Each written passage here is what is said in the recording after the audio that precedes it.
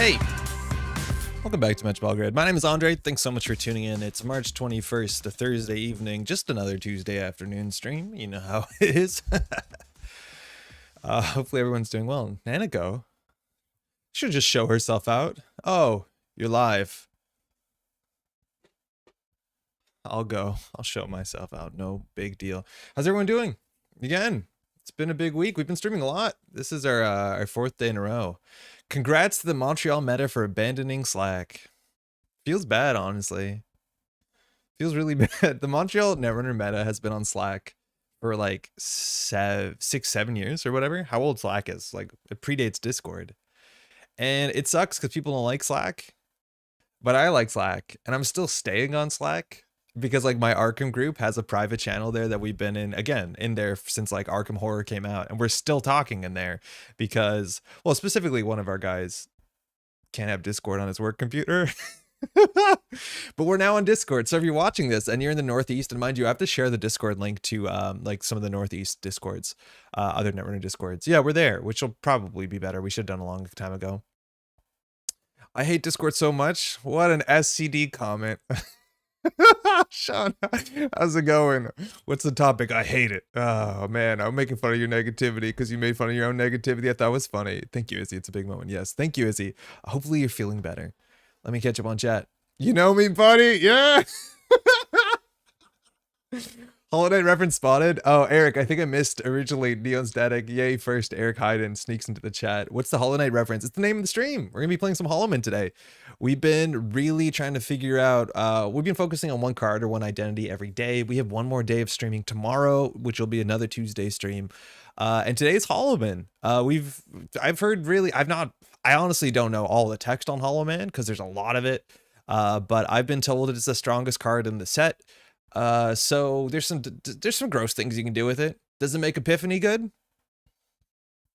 Probably not, but it seems really powerful and pretty flexible for 3 influence. So we'll see what we can do with it. Yeah, that's the name of the stream, is the Holo joke. Andre's gone Holo, Brennan.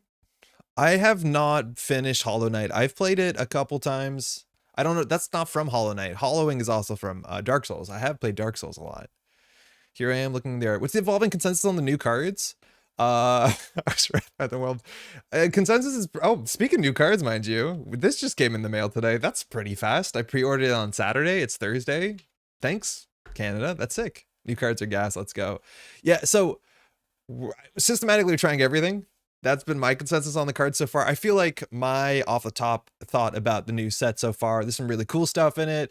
There's some stuff that just isn't going to see any play, which happens with some sets. I feel like this set specifically is a bit of a, it's like a hard one because I don't know if it signposts that well. It doesn't give you clear, obvious things of what you should be doing with the cards as much as some other sets have, which is not a bad thing. It's not a good thing specifically either. It's just something worth noting. Right, like I think a lot of people got ESSA and a bunch of ESSA cards and was like, oh, I can build an ESSA deck. But I think it's much harder to like, what's a Nuvum deck? Even making a functional Sebastio deck is like a bit of work. So there's a lot of corp stuff that just feels like, well, runner stuff too. That's just like, here's some cards, figure it out. And they feel more like puzzles than like straightforward things to do. So I wonder for a lot of people who are getting to the set, which is why I'm actually really stoked to stream most days this week, is that hopefully we can give you some ideas of things to do. Greetings, chat. Hey, Gordy, how's it going? Always be running, especially after set release. Hey, Demo. Daojin, yo, how you doing? Welcome to Discord as well. I messed with Sable Knives. Hey, Stab. Okay, I like how my messages don't exist. It's great. Stab, are you getting censored out? If we're actually playing Corp today, the title suggests Runner to me, but I have been playing super close attention to scoops. Use the basic install action to install the Métropole Grid in the root of the new remote server. Migrate to MIRC? To like IRC? What's the M in MIRC? Just tune in. What's this about Discord? Hey, Cephalopod. Montreal now has a Discord channel. We used to have one, but nobody used it. So when we asked people like, do you want to be part of the Montreal Netrunner community? When people came to meetups, we'd be like, join us on Slack. And then like the younger generation would say, what's Slack? No, thank you. So we rectified that. And actually it's mostly Oda Nuvo, Nick, who's doing it. And he's like curating it and making it all happen. Back to IRC. Kyle's there too. You can hang out with Kyle. How's it going, Kyle? The Holo Epiphany is so much fun, even if it's not the best thing you can do. So I built some decks today. I've been deck building before streams, which I feel like maybe is a good use of time. But I have a Holo Epiphany deck. It seems strange. There's some weird things you can do with it. It's still hard to figure out what Epiphany is actually doing in terms of like how consistently you can make the ability work for you, because it feels like there's a lot of plays where you have to just hope the top of the deck works for you, and maybe you do see more of the top of the deck with, you know, what's it called? Not balanced coverage, the other one. One returning player from before any NSG cards is convinced that Holo Man is ban-worthy. I suspect he may be overreacting, but I haven't tried it yet. I was watching the tiebreakers on Axie's channel just yesterday after the stream. They did their tier list. Holo Man, I think, went in its own tier above everything else. It was S+. So we'll see where that comes to. I'm playing Scarlet Keys, and there are a lot of holos in that one. Patrick, did you know that Scott was Rex Murphy? So Patrick Sklar, you might know, was playing an Arkham campaign with a Montreal local, bless him, a patron also, supports the channel, Scott Humphrey. We've known Scott for a long time. And Scott played the character Rex Murphy, and Scott was having a terrible time playing Rex Murphy. Today, Fantasy Flight Games released an alternate version. Sorry, that goes from black to white. I feel like that's not good to use dark mode when we do that. But they released a parallel version of Rex Murphy. And, oh, I didn't want to click on Star Wars Unlimited, that's for sure. It turns out Scott Humphrey was the voice actor for Rex Murphy in like the Mother's Embrace card game, or sorry, video game that recently came out. He was Rex Murphy, and I didn't realize that he was playing Rex Murphy because he was Rex Murphy. He was the voice of Rex Murphy in the latest Arkham game. I didn't know that. Scott, mind you, is a voice actor, so you should expect him to do something, but I didn't know he was Rex Murphy. So you might have met him if you played in Montreal Canadian Nationals. He was there. He's a nice guy. Basalt Spire makes boreholes work better. That's true. Basalt Spire's been like a kind of cool card because it helps you do a lot of weird things. Because even if you're not playing in a deck that wants to score out agendas, which, you know, that's sometimes not a great part of Netrunner, it helps you do things consistently. Like we lost a game yesterday where the runner was on 4 points. They're just like, I'm waiting for you to hit Basalt Spire so I can add my big deal back to hand. And we lost that game. That text is really, really cool as long as you're not losing. What are we cooking? We're playing some Holo Man decks today. Daria, how you doing? Was there a significant design team change between TII and RWR? They feel so different, so sets. I'm surprised they're conceived by the same teams. Seems like the same team. Pretty sure it's the same team. I reckon that there might have been some split based off of like what needs more testing. We want to get the upfront stuff, and then we have the weird stuff at the end. Like that can happen. Like I think looking at Arsana functionally complete largely when you got the first half of the set, and the back hat stuff is like here's some weird shaper stuff on top of it. So there's some chance it's something like that. But I do agree that the second half of the set does look a bit different. It definitely does look different. I made a Nuvum deck with 0 win conditions. Can't wait to lose. I believe the M is Microsoft as his Windows client. Xerxes, how's it going? Oh, it's Microsoft IRC. I've never heard anyone say that. That was me. I was the younger generation. Yeah, I know, Izzy. I know. Hey, Augustus, we playing with S+ cards? Tell me about it. I enjoy your tier list. I listen to your tier list, and then I listen to the processes tier list, and let me tell you, no 3 people can agree on things. And I'm just excited that Bahramu gets the mail juice in the mail, or however it's coming down to. S+ is maybe correct. Like I could see this card being a problem. The thing is, like, I think it's going to be more of a problem attached to other cards more than itself. So give me 1 second to catch up on chat and we'll explain what we're working with here because it's cheesy, but it seems powerful. Played Epiphany this week, have whiffed 90% of ID fires to Holo Man score. That sounds about right. I am going on the way in my Epiphany deck to make it easier than that. Parallel Rex Murphy's absolutely broken. I didn't look too much into it. I did not like I read it and I didn't flinch. I was like, oh, that seems kind of boring. But I reckon it is good. The dropping clues package is very, very good, just in general. But if you're not dropping clues because you're taking curses, I guess you can still, like, you can't use research notes, can you? Surely Scott told me at some point and I forgot, but he's kind about not loudly hating my take on Rex's voice. I'm the one playing Rex doing my classic graph. Oh, you are Rex. I thought he was Rex. He had to watch you play Rex? And it's kind of anti-cataloger. It really is. What is it, Stab? He's playing Kamani doing his best Graph Noir detective voice. Oh, very good. Weird stuff at the end is how I used to date. I'm on to delivery bet. Why are we showing this deck list? Okay, so this is the deck list I put together. I don't know if it's the best version of it. Solomir, how's it going? But this is definitely something poisonous that you should probably know about because somebody's going to try and kill you at a tournament very soon with this. So this is the deck that we're focusing on today, which is Holo Man, which is a very powerful, important piece of the narrative. As much as I still have more questions than answers. It's an academic executive sysop. I'm not sure what academic is doing here, but this is the thing, the entity behind, of course, the technically the Automata Initiative, but Epiphany Analytica as a whole. It is the 1 Liga art per set that we generally get, and of course, it is fantastic. 2 res cost, 2 trash cost, relatively fair. 3 influence, relatively fair.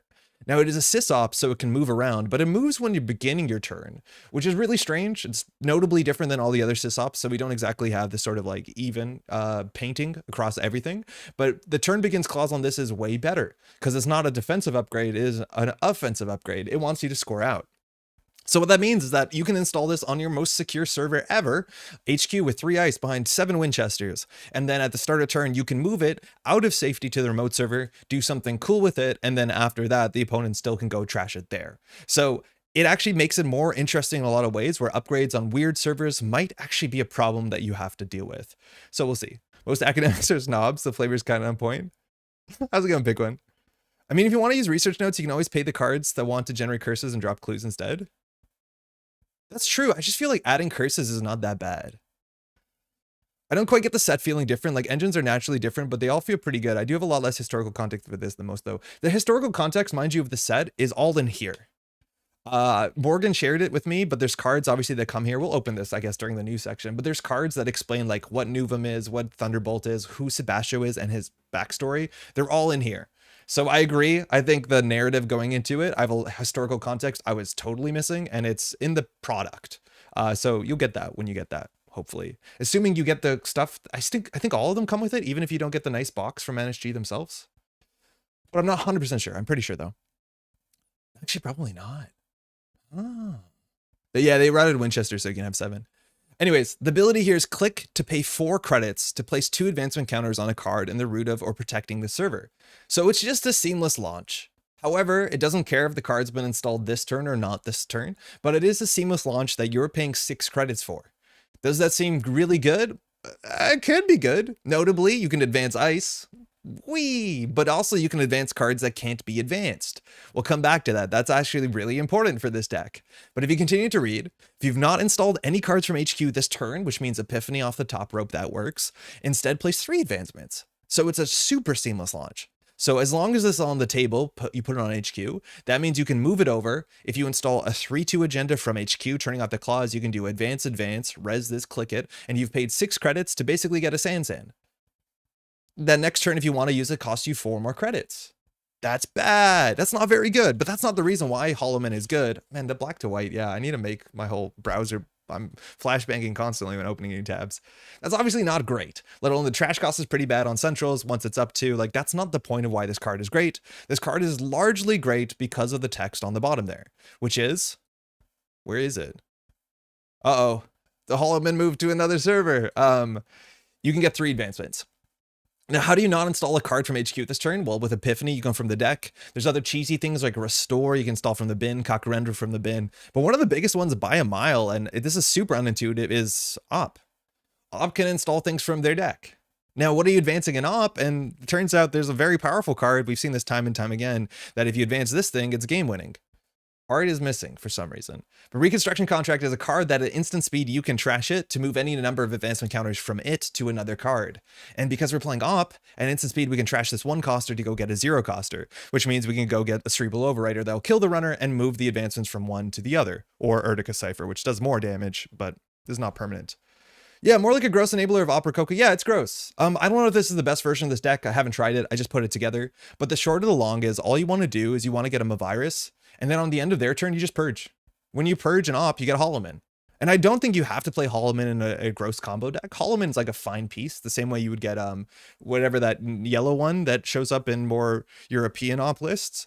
And then you just trash a 2 coster, and mind you, if you extract a Regolith or finish a Regolith, it becomes a 1 coster that you didn't install from HQ, and so then you can click this to put 3 advancements on top of your Reconstruction Contract. And now if the runner runs and wants to deal with this thing, as long as you have an advanceable card on the table, which we're making sure that we have enough ice for that, they're going to take either 3 core damage or 5 net damage. But why do they have to run it? Well, because if they don't, next turn you use the Holo Man and advance it 3 more times, and then following turn, you just get a Clearinghouse. And they die, because you did 6 meat damage.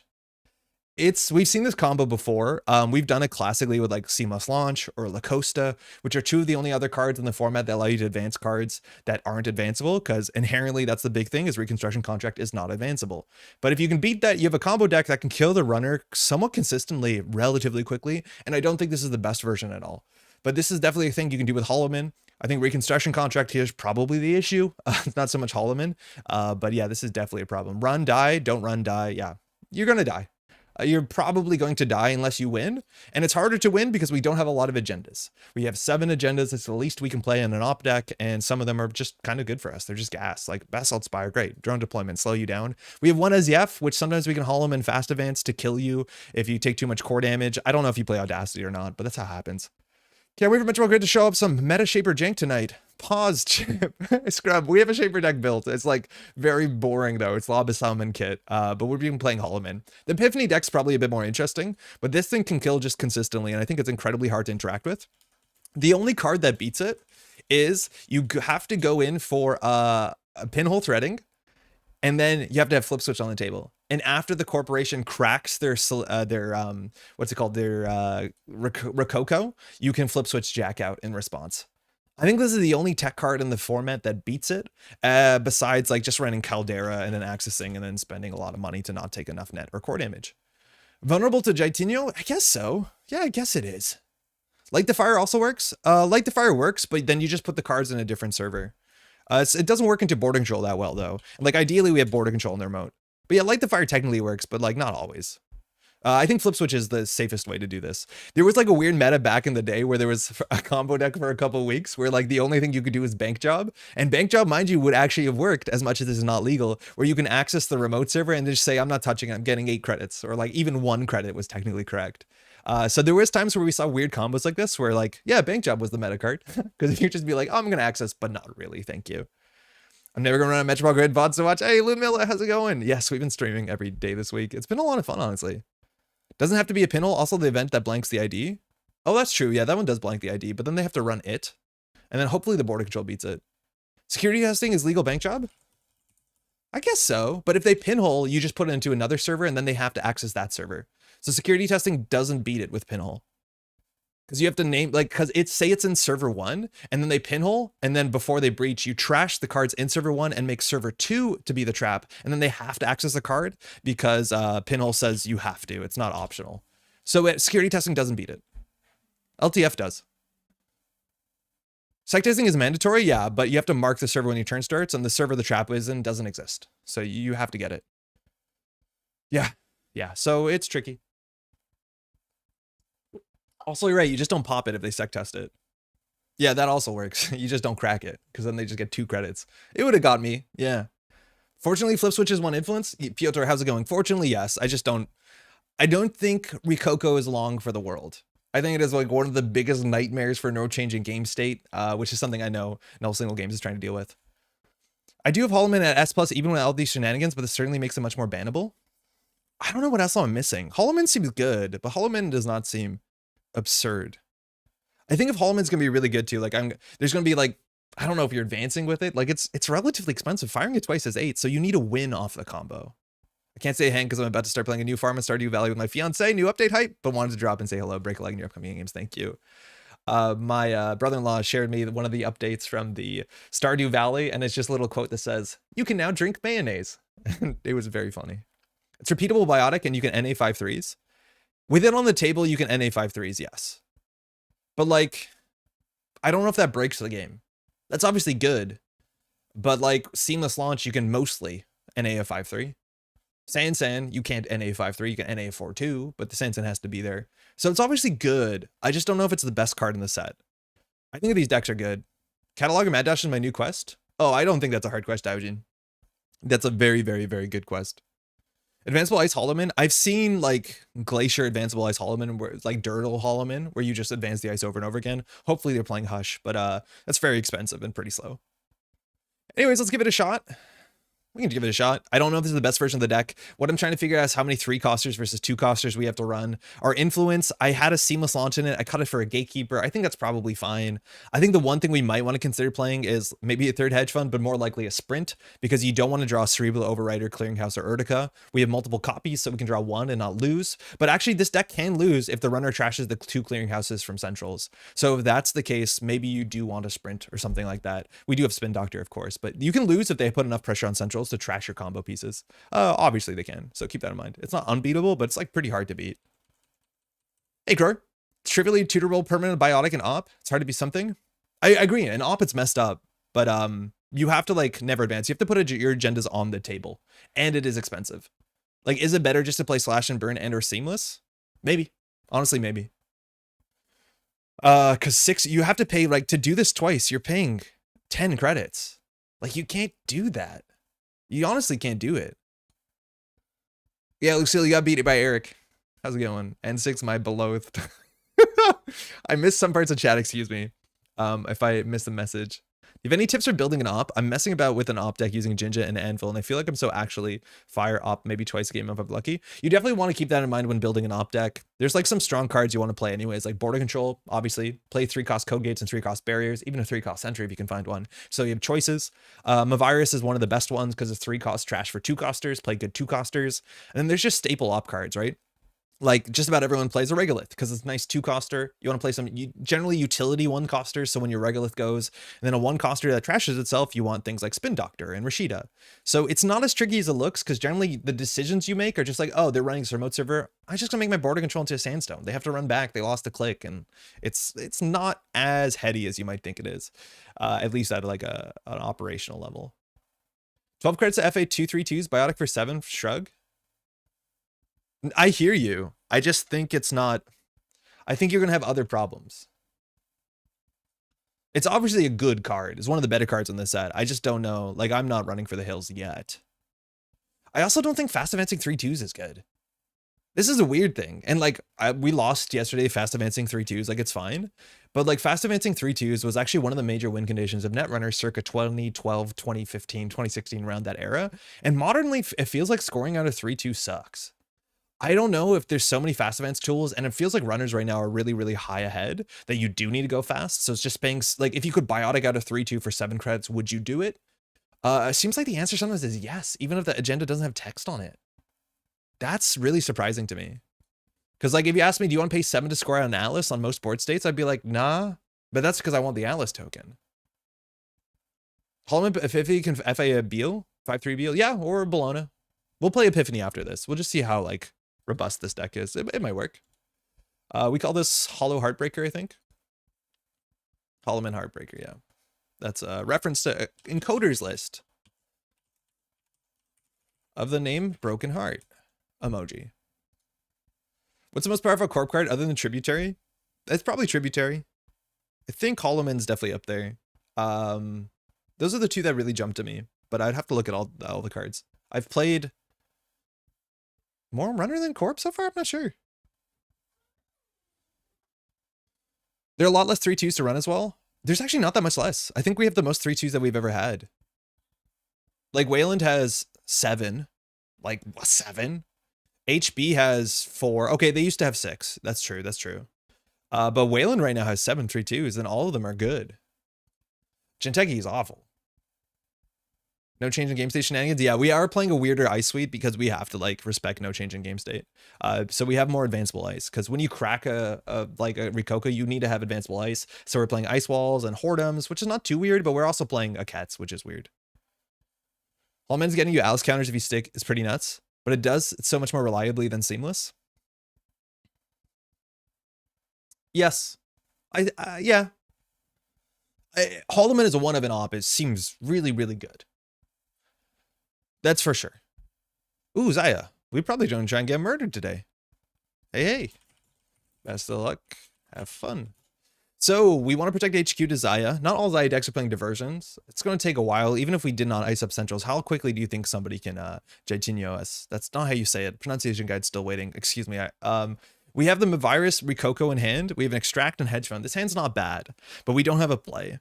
Ideally, we top deck an ice. So we put like Winchester Afshar on HQ. That's what we're top decking.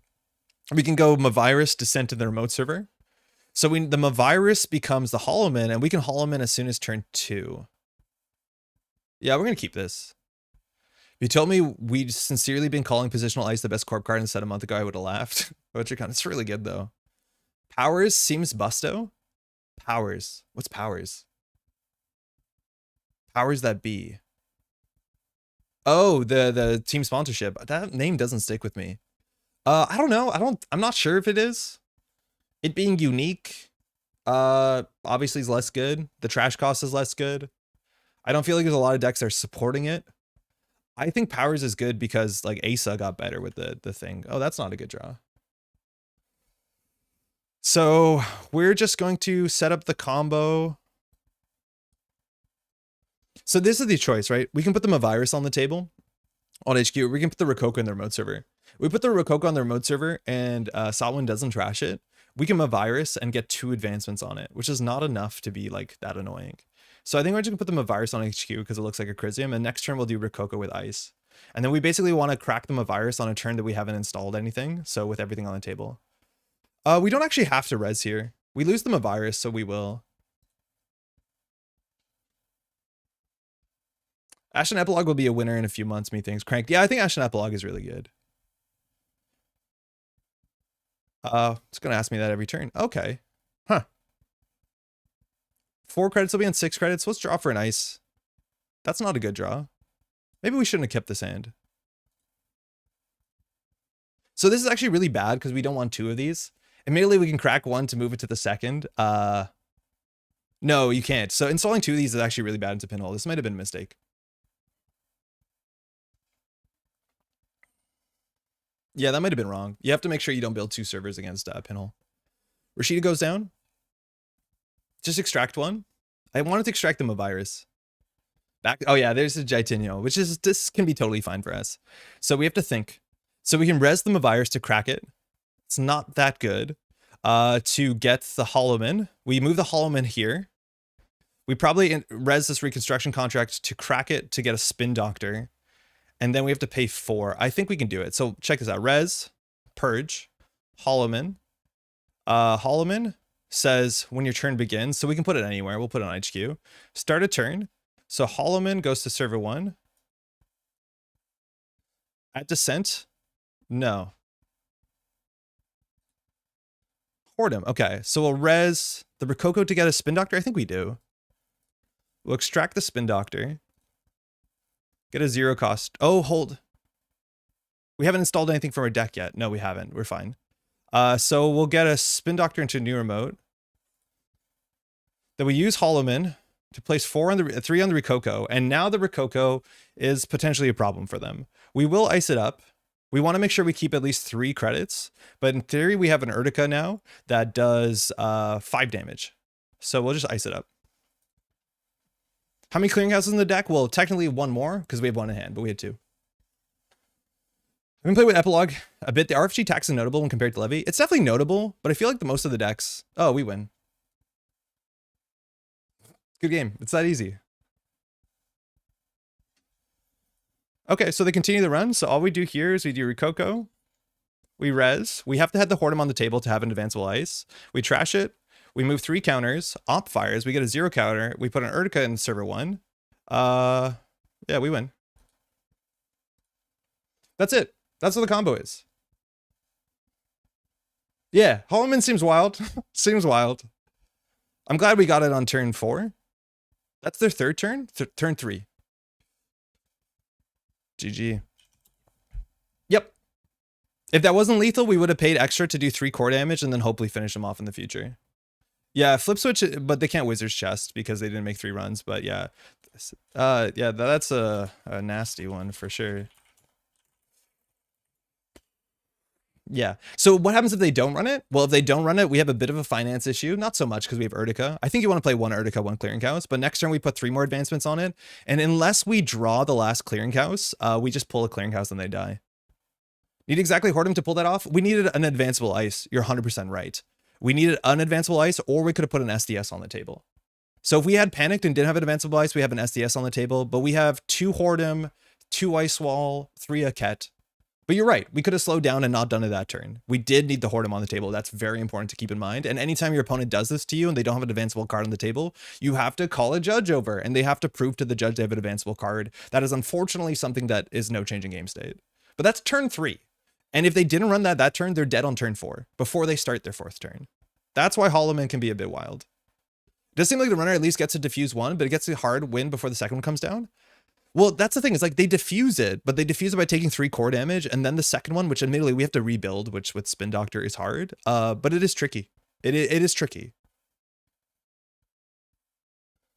It is definitely hard. It does seem like the runner at least gets to, excuse me, I just read that. Those are some op shenanigans, yeah. And you can use Holo Man, mind you, in op to do like normal stuff, like score out agendas. It's good, but that's what can happen for sure.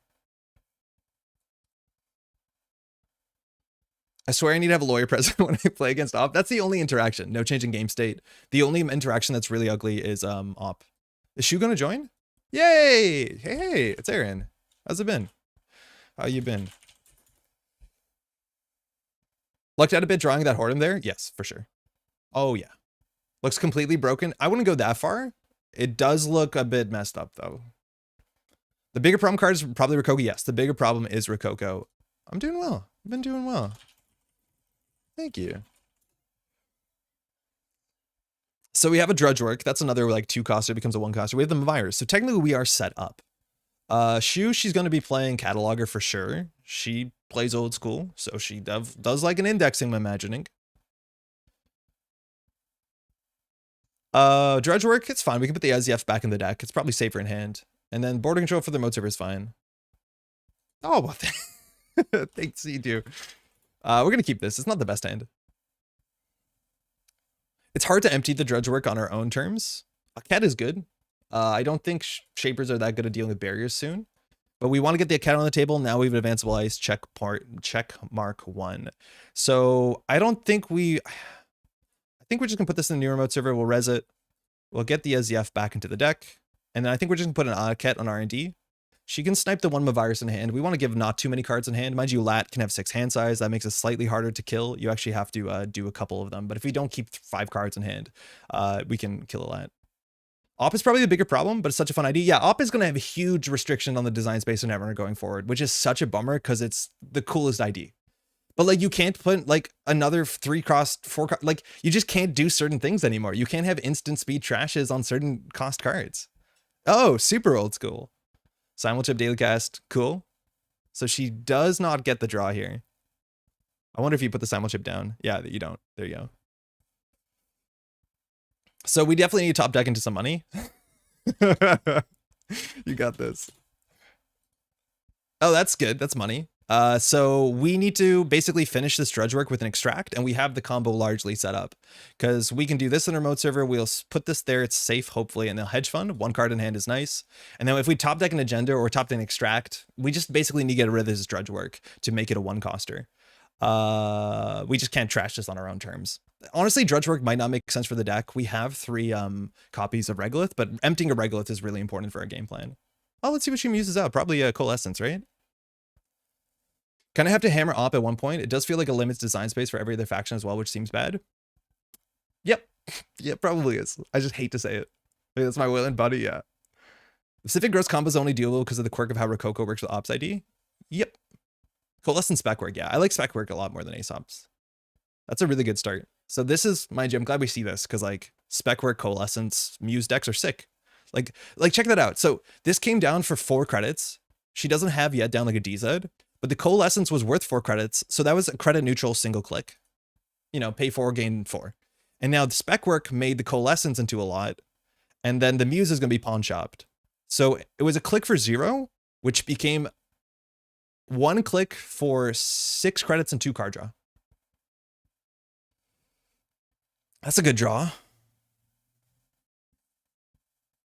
Let's draw once.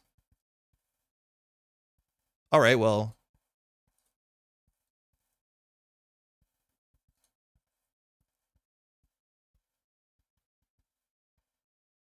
We could have started this turn, install the reconstruction, get 2 advancements on it, and hope that she just can't get through the border control on this turn.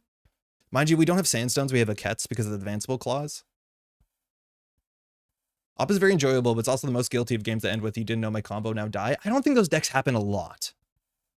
But they do happen at Op, yeah. Fun games when your opponent are on the same page about your garbage. Yeah. No, I hear you.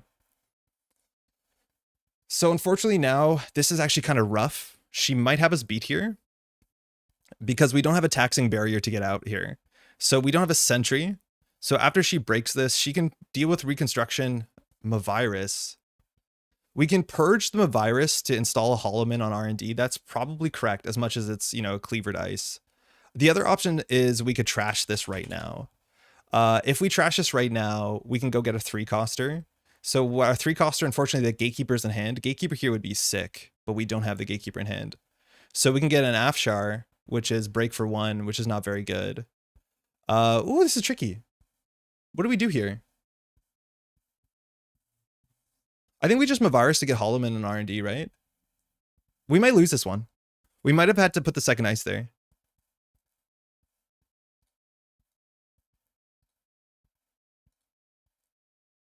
We can also not go for the Holo Man and just get like a Regolith on the table. I'm going to try this. I just wonder if she's going to contest this. I think she should. Regarding with her Coconut Infinite Ask, it's very wholesome. Hey, Jeff. I mean, Crow, the worst person to listen to for objective op takes, but op has wholesome uses. Rokoko has literally never been used wholesomely. Yes, Rokoko has never done the thing that it seems like the designers intended it to do. Oh, maybe in some like grudge work decks. So this looks like it's a Sandstone, or this is a Stavka. Because Shu can break this. Or an Envelopment. So I wonder if she will charge it, because we lose the Holo Man, which is okay. We haven't got a Spin Doctor yet. Well, in Grudge Work, it actually does what it says on the card. She might trash this. Ah, good run. She's showing no disrespect for Stavka. Grudge is as intended, but very much not wholesome. Yeah, I agree about that. Mind you, if you all don't know, Rokoko won Worlds in like, what, 2019? 2020? We might be cooked here. We'll still res it, but we're in a really bad spot now.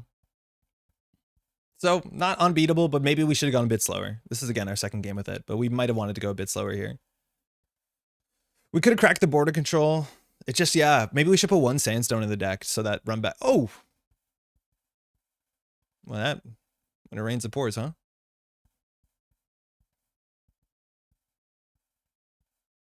Hordem was a good draw too. Grudge gains as intended, but uses the not as intended, so a bit of column A. Yeah, it's a bit of both. Let's find an agenda to Drudge Work. Let's find an agenda to Drudge Work. Okay, now we need a Spin Doctor.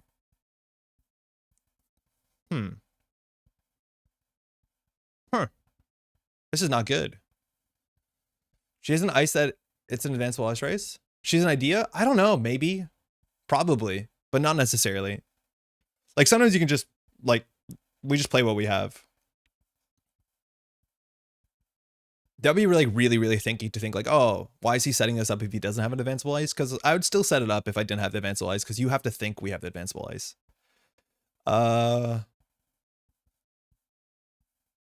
Do we advance a Clearinghouse? Because like Holo Man to Clearinghouse is like, well, it's not lethal. Holo Man into Ronin, that's like a problem sometimes. I'm just gonna take a credit, I think.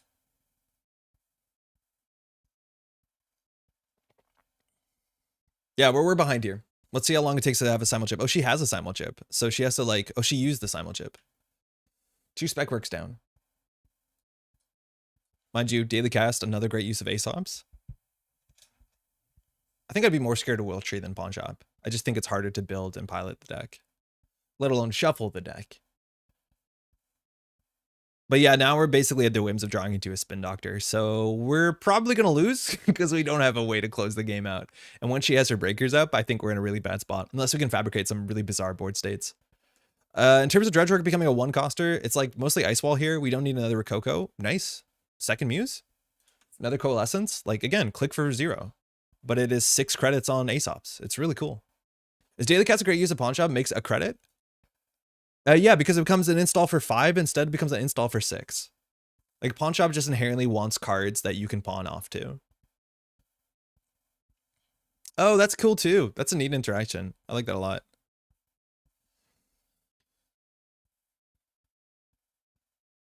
Right? Like, this is now install for 2, gain 6. So it's a click for 4, and she got more money off Berisha.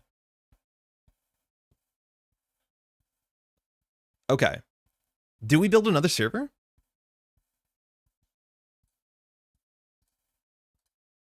We might have to. It's also a turn quicker. Yeah, it is a turn quicker. It's a really good use of it. You're going to be playing a daily cast anyways. You can also pawn them sooner than you need to. It's been a mainstay of Aesop pawn shop deck for a long time. Muse Coalescence is just Harbinger? Yeah, it's just Harbinger. It costs more though, but it is just Harbinger. A big thing, though, the difference with Harbinger is we don't have a lot of trash synergies. We used to have more trash synergies, you know, like Reaver. So it's less powerful, but it is just that, yeah. Probably going to lose my starting position in most matchups. Do you get the Holo Man on your first run through of the bot? Nato, what do you mean? AJ, I keep forgetting it's starting at 9 a.m. local because of DST now. Yeah, we're 1 hour ahead or behind. I'm not sure how it works. Like, this is good. She's got a good, like, those are good tempo installs on every single turn so far. I'm surprised she didn't pawn the pre-shot. Did she pawn something else? No, decline to use. Yeah, maybe it's because we look like asset spam and she knows she has to deal with the Rococo at some point. Maybe that makes sense. Especially with the Coalescence. Okay. Gatekeeper. That was the best access for us. The cast isn't enough for Pawn Engine, but you have it around, it's a bit of extra value. Yeah, you don't like, ooh. Okay. So we need to get ice on HQ. Spin Doctor? Spin Doctor. More like Wind Doctor. So the Simul chip is going to be used to get the decoder back. Simul chip, DZ, and UAV all make Coalescence better than Harbinger. Also being +2 on the turn you install is way better. Yeah, the downside to not use it on the opponent's turn does slightly matter, but not enough. The fact that it costs 2 instead of 1, again, with DZ and UAV, it is very, very good. So now I think we have to build the combo in this server again. But unfortunately, this Rococo is annoying. So we want to get them a virus. In here, we have to stop Steve running HQ because Steve is going to be like 2 spec works. Like, Steve is really important here. So this has to go in HQ. This has to go in server 3. And then we just have a money problem. This is going to go into a new remote server, I'm pretty sure. Ideally, we draw into an extract with a Spin Doctor. We could have spun Doctor first instead of Gatekeeper and got an Afshar. That actually probably would have been better for us. Because I don't think we really are excited to res this for 3. Now that Afshar is that much cheaper. I mean, the Scoops quest, did you manage to trash the Holo Man? Oh yeah, I paid 2 credits. I had to run it twice. The Scoops for Holo Man were actually really sick. Ams and Harmon B, I believe, did it again, and it's absolutely fantastic. I think I want to get a hedge fund back in. UAV is pawn shop already a thing now? I don't think so. My guess, and I haven't tried it yet, is that if you want to play Coalescence in RE, you probably play spec work. And if you're playing a World Tree deck, you're playing a World Tree deck. Maybe you can play one pawn shop, but I'm pretty sure you just want to play spec work. It's good enough. Because Coalescence is just a sure gamble. I don't think you have to build huge parts of your deck around it, but spec work is a good part. And then like you can simul chip it back in for another 4 credits and then draw with Lily Pad. So it's like 4 credits in a card draw. It's really good. I think spec work Ari's the bee's knees. Yeah, I was pretty sure Jeff was into that. Jeff, I can't believe you're not tributary pilled. Oh my God. Would Cupulation save the runner against Rococo that changes something else? No, because Cupulation, you have to access the card. So Cupulation does not beat Snare or any other traps. So if we have a virus, we're on 1 credit. We need to get our money up. That's not a good draw. That was a really bad draw. Like, we have to click for 3 here, which obviously isn't good enough. Especially because we have to res the Gatekeeper. Like, the thing we're gated by now is money. I don't think she's on pinhole, so we can put this out there. She runs and trashes it for 2, but I think that's a fine waste of her time. Because it takes the engine deck I built last year and solves the draw order problem. Oh, Coalescence does? Yeah. Coalescence not being a virus because I break my brain trying to play Rosetta.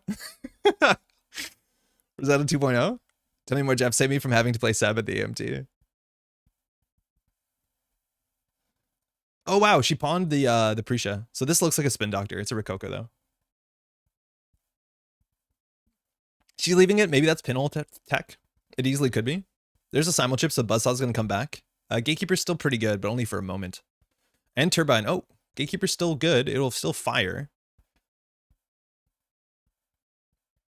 Oh, this is last click. This is actually really important for us. We need to top deck an what's it called? An econ card, specifically an extract here. But this is where like my virus into Holo Man is so absurd. Like she pays 1 here, she accesses. She can't trash anything that big. But we res, we purge. Install 2-coster. Yeah, it's Holo Man. Holo Man goes here. We definitely need a Sandstone in the deck. I guess no, you don't care with Turbine down, but she went pretty fast when we didn't. And so now we can pay 4 credits. Move Holo Man. Nah, you good. It's all our money. Like it's gonna be really bad. But we can do it. She can just run HQ and win. Don't play tempo negative AD. Let me check if I can share my list. Which ID is tempo negative?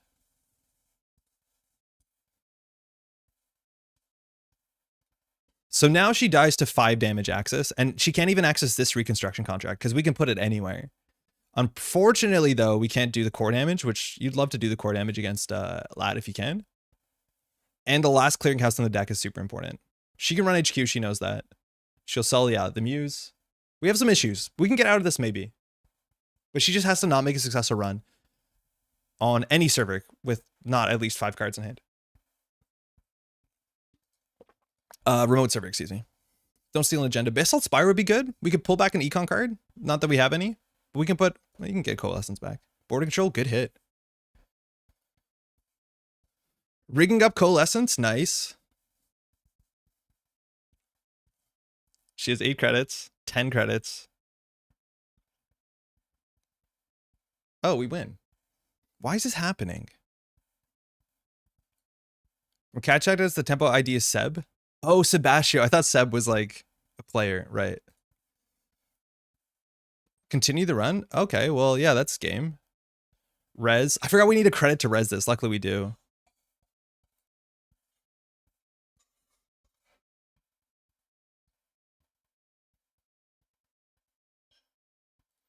All right, we did it.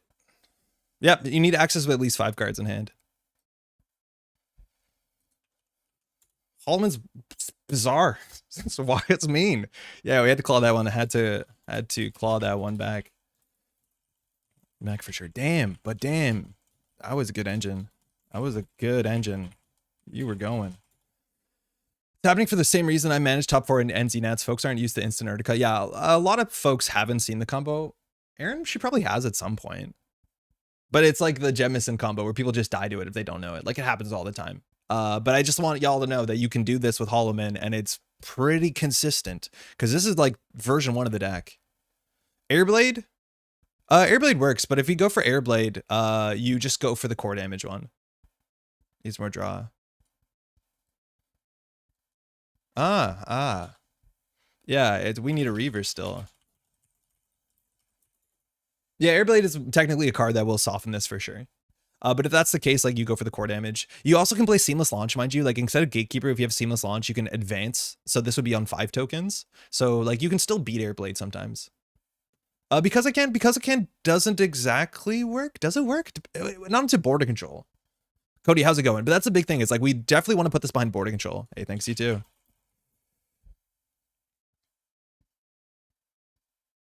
Yeah, we'll do one more like this. Again, it's just the combo you got to know about because people are going to do it for sure.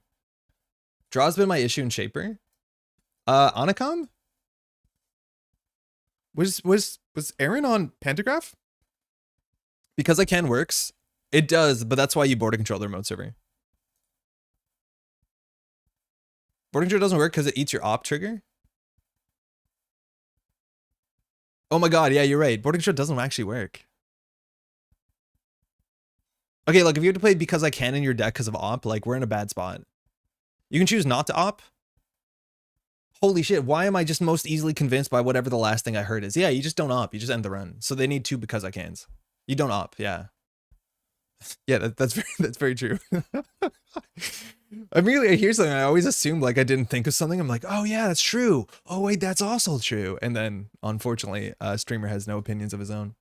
Is by any means still legal? Yeah, it's a Katara card. Because it has Cabinets on it, right?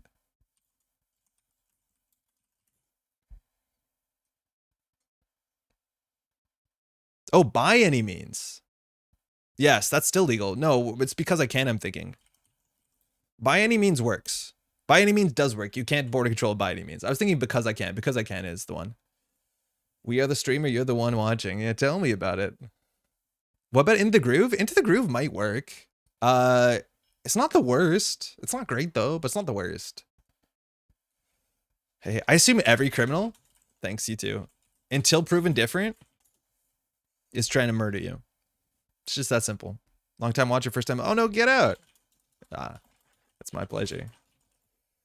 Okay, so we have the Drudge Work, which doesn't seem to be, we haven't drawn a Regolith at all, but we can like extract the Drudge Work to get the Rikoko. Rikoko's in our hand. Winchester's good for here. We can put Hordem on the remote server. Then we have an advanceable card, so we're in an okay spot.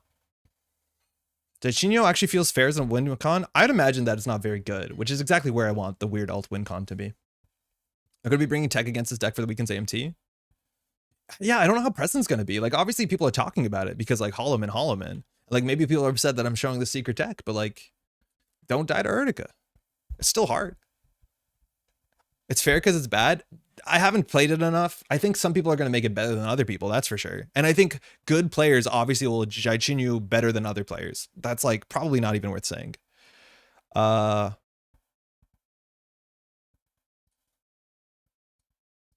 deployment's pretty safe in R&D on turn 1. And we'll just put this on HQ. Not the best res, actually, but it's where we want it. Like, on turn 1, you can face check this with the mark, and it's totally fine. Honestly, glad it's public in hopes that SPT hits it. Yeah, I want it to be public, because I don't want to play against it. Okay, we don't res that. If you're going against a wide deck, stabbing is better than doing nothing. Keeping their board down kind of helps. Get out, leaves table. Hey, JK. I think there won't be one Jaichinho deck in the top 1-4 of AMT unless somebody has found some secret sauce. I agree with you. I'm not expecting it to, like, competitively do well, which is fine. It seems fun. I still want to play it. I'll probably play it in as.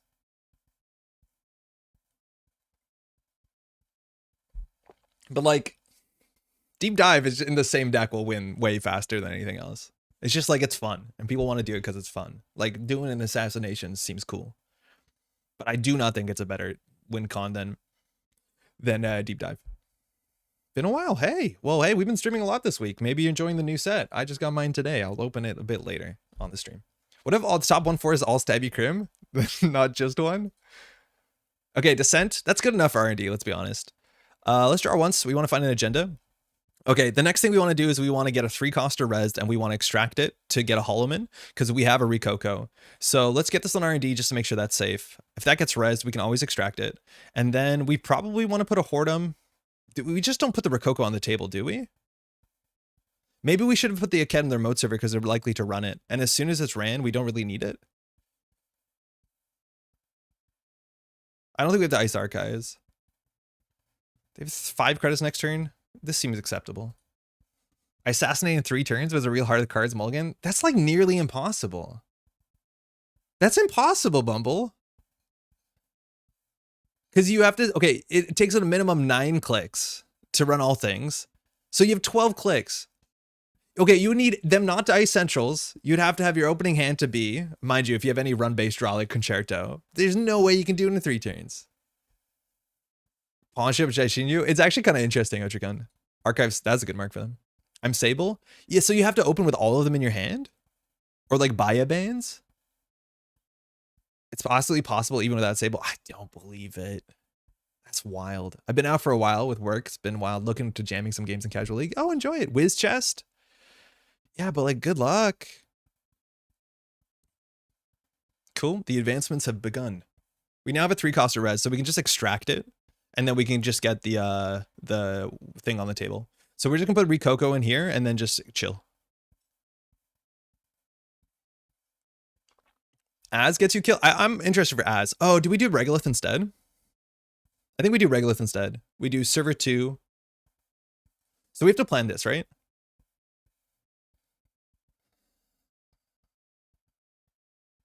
So next turn we can extract the Aket.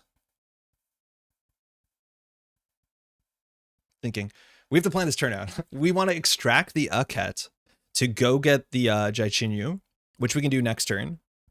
But we probably want to extract the Regolith.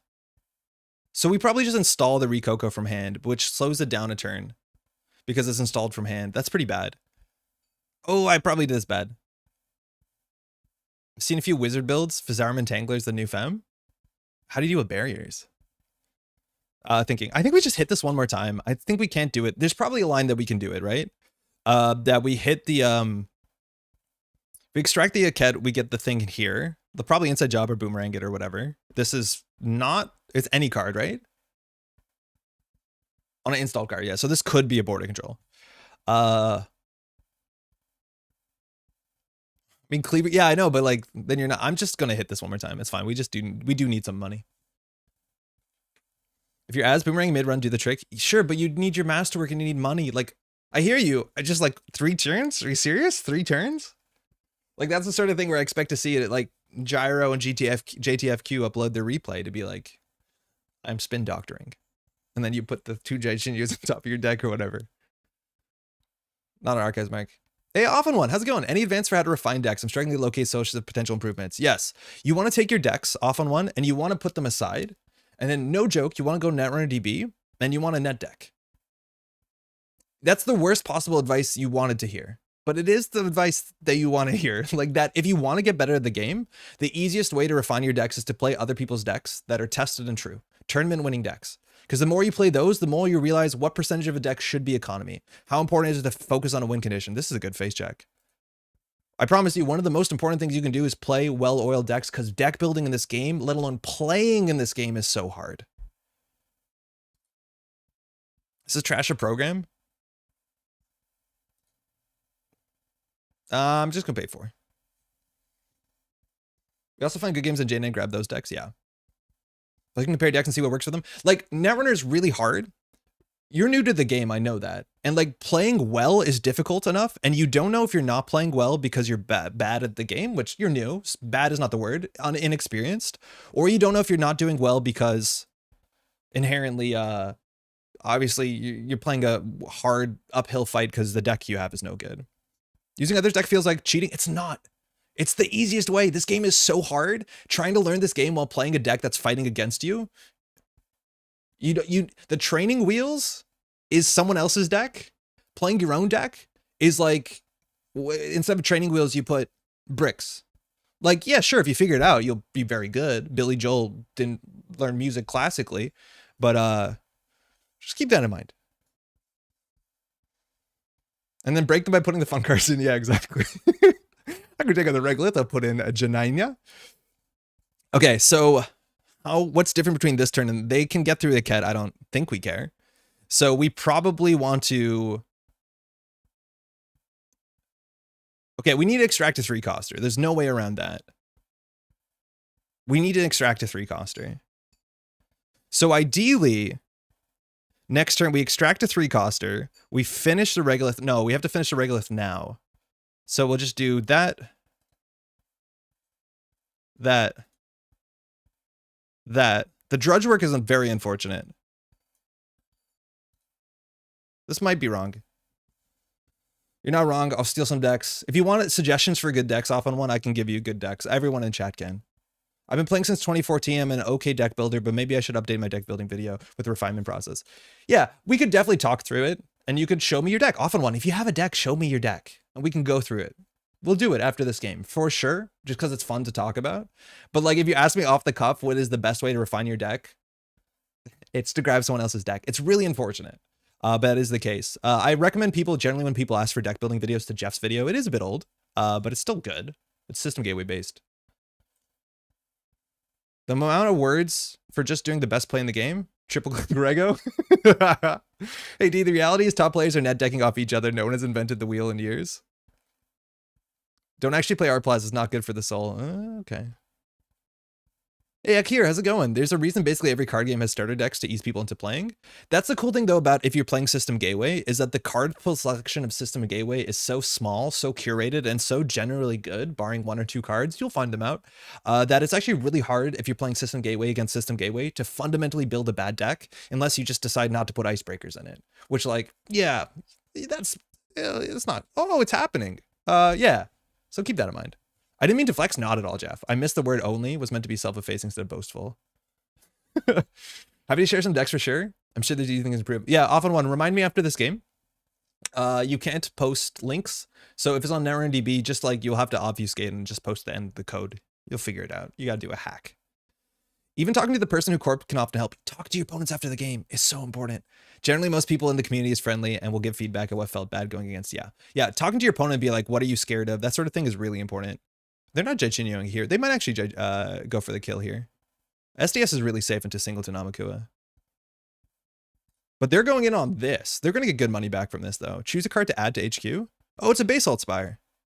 That's scary. This is where you lose 2 points before anything else. Take Empyrean and one of every card you like. Yep. That's an option. How's it going, Coke? It's a weird kind of fun to play terrible homebrews against terrible homebrews with my friends, but it doesn't help learning the game. It doesn't help learning the game, but the game is still fun. But if you want to get like better at the game, it's definitely good to start with, you know, something. Well, it seems it's good points. You want to win. You want to win, right? Yeah, we don't want to see points. You're like, I want to assassinate. The Jorginho problem win before you can stab your third. I know. Oh, that's a Physarum. That costs 3 credits. Oh, they could steal 5 points in this turn. This is we got Physarum once, and it was on a barrier and it was sick. It just says pace 3. That's a weird line. Descent. Nice. 1/3 to dead. This Aked is still something, but we're gonna get rid of it. Oh, wow. So we're going to extract this. Holo Man. Server 2. We're going to pay 4. We have a lot of money. Okay. So now we still have to protect R&D. Mind you, we could lose on HQ, but we can we can just get rid of the agendas, but putting them back into the deck seems kind of bad. Oh, wait. We can do it and get paid. Okay.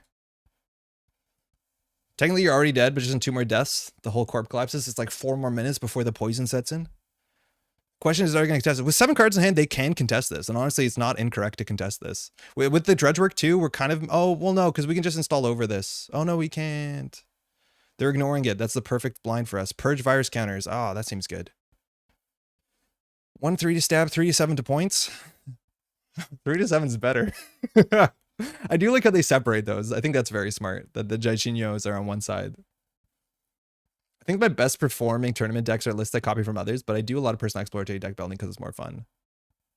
I do my own deck building more than I do net decking. And I think my best tournament results are from deck building. But like if I'm going to an event and I haven't practiced, I just net deck. I don't go to a tournament of the deck I haven't played. Obviously. Knife meta, Steven! I can't believe y'all are trying to play Jorginho and Shaper. Like, you have deep dive in there, and you're just trying to kill people. Like, you can win the game the other way. I know sometimes it's not for winning, it's for fun. This goes on Jorginho is unironically tearing our group apart. Yeah, I believe it. Why are we going back here? Oh, Amakua, of course.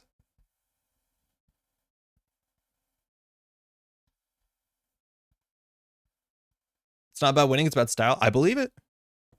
Move the Holo Man? No. So we can get a 1-coster out of our deck. So we definitely have to do this. So if they don't win this turn, they probably die.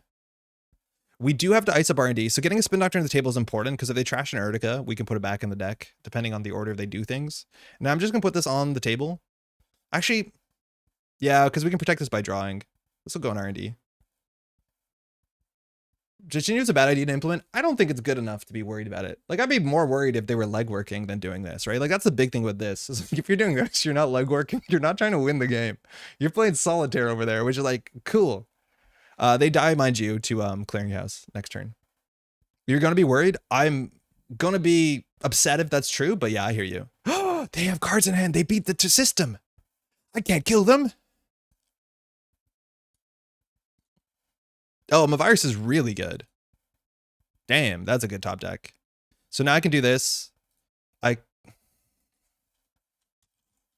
turns out ordering is really important with Holo Man.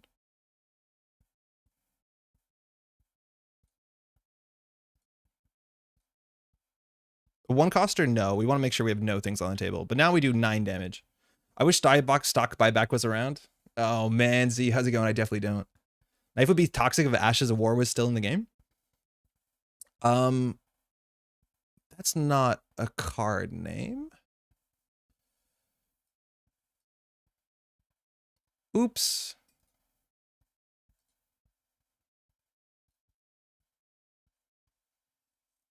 Out of the Ashes. That one. Yeah, I don't think it matters that much because Jorginho, you can only still do 1 per turn.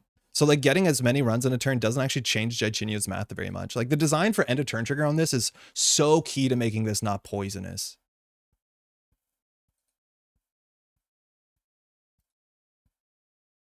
Did we mention direct access as a counterattack? Yes. Admittedly, border control beats it. We don't have a border control here, but yeah, direct access does beat it. I honestly don't care if they pay 3 credits. If they pay 3, oh no, because of bravado, I should pay 1. I should pay 1. I should pay 1. Sorry, I'll pay 1. I forgot it was a bravado. If it was not a bravado run, I don't care. If Arlek could have gotten a stab in last turn, this could be the game-winning play. Yes, but could have is a really big deal when you want to find 3 individual copies of the same card from your whole deck. So right now, drawing for Class Act does not win. Damn the Winchester. Yeah, it's a good piece of ice. We've had this card forever, and no one's played it until like a year ago, where things changed. But yeah, this card out of nowhere just became like, yeah, it's actually really, really good. Missed the Swift Trash too? Oh yeah, that's true. But trash, we have advanceable on the board. Sanity check for Hornum. 9.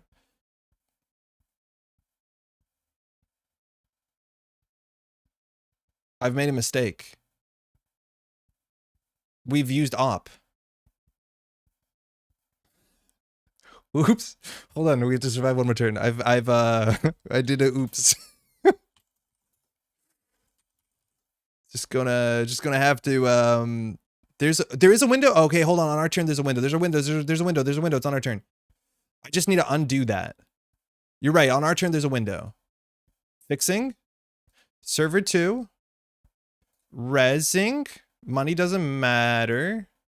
Counter. Advance 9. So start of turn. Now there's a window here.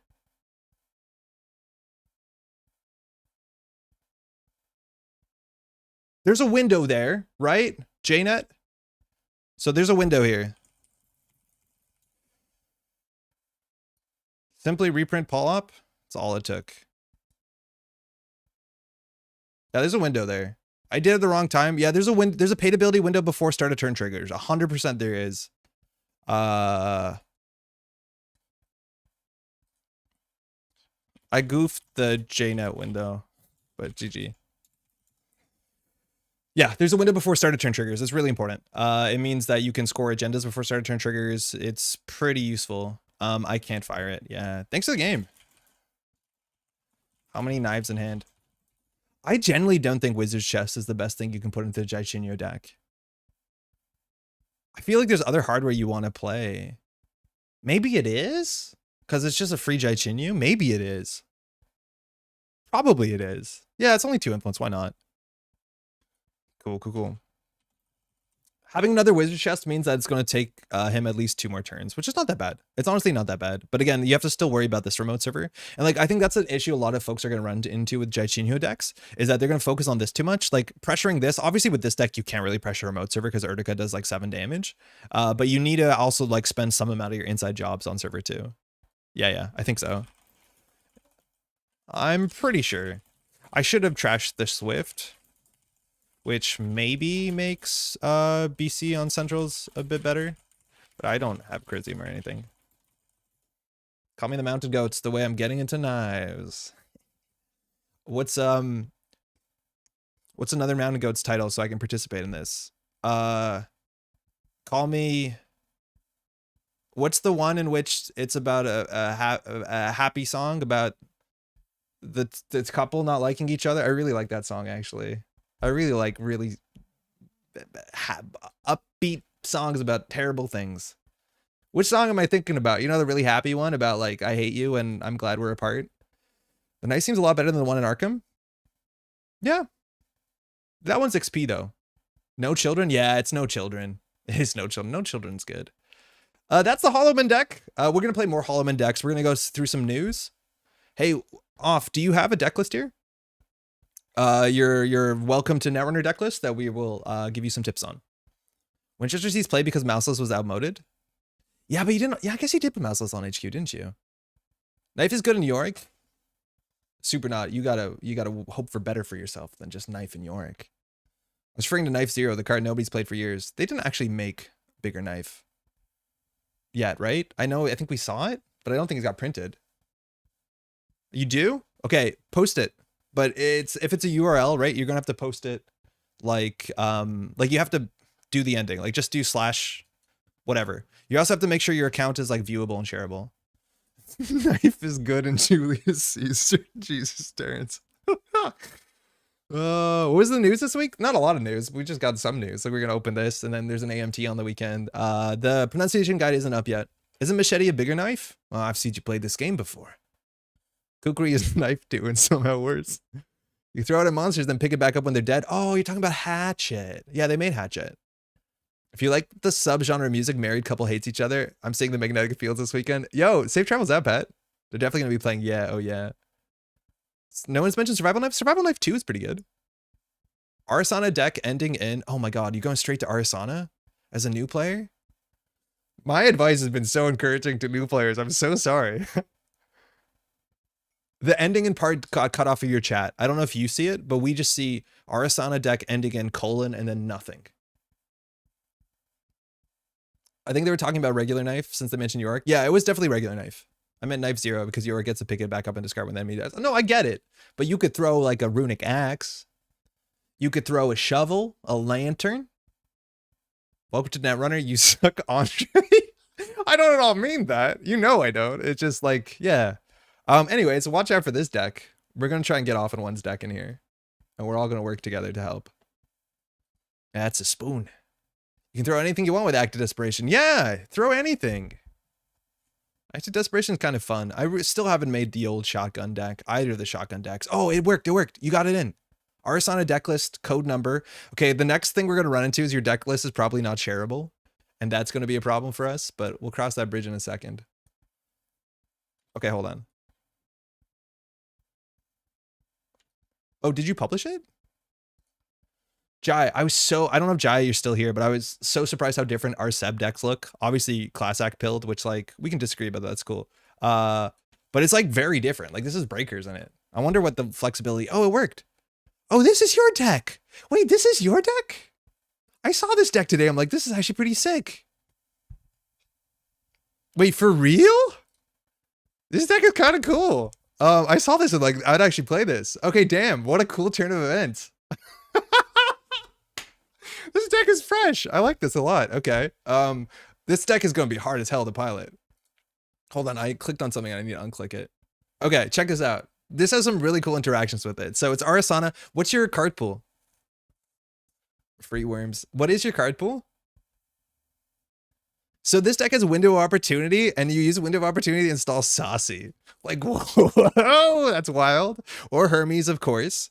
So it's like not the Arsana deck everyone's playing, but it is very, very weird. I just want to know a bit more what card pool you have, because I'm suggesting things that you don't have. You probably are going to be upset. RWR Startup. Oh, damn. New tech. Yeah, it's cool. I don't know anything about Startup right now. Obviously, almost no one does because the meta changed. So I cannot tell you anything about what your deck should be versus what it could be, all that other sort of stuff. Very notably, Startup is like the only format right now in Netrunner where there's no turbine. Whoa, that's kind of cool. So yeah, that's kind of nice. So I can't really tell you much about like what you need to do for Startup, but I can look at your deck and tell you what you probably want to do for other things. So let's talk about it. I don't even know what the startup card pool is. Yes, yeah, you have to play Muse instead of SMC. This is really cool. There's no pinhole in Startup. Yeah, Startup is a weird spot right now. Okay, so if you ask me, one of the basic rules is when you're deck building, 3-ofs versus 2-ofs versus 1-ofs. Okay?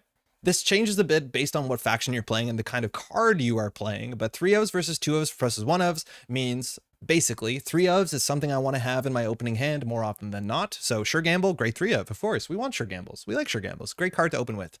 2-ofs are cards that you want to draw consistently by some point in the game. Hermes, that's a good one. You could argue some decks could be 3x Hermes, but there's a pretty big downside to having 3 of a unique card in your deck. Not undoable, but like, okay. And then 1-ofs are cards that you want to draw at some point in the game. Now that some point can depend on how much your deck draws, and you can get away with playing a lot more 1-pointers in a world where, like say in Shaper, when you have ways to get your program from your deck, you're not as heavily incentivized to play 2 copies of certain programs. So you also want to keep that in mind. MU is going to be a problem with this front too, because Muse is expensive on MU, but just keep that in mind. That's a basic rule, 3-ofs versus 2-ofs versus 1-ofs.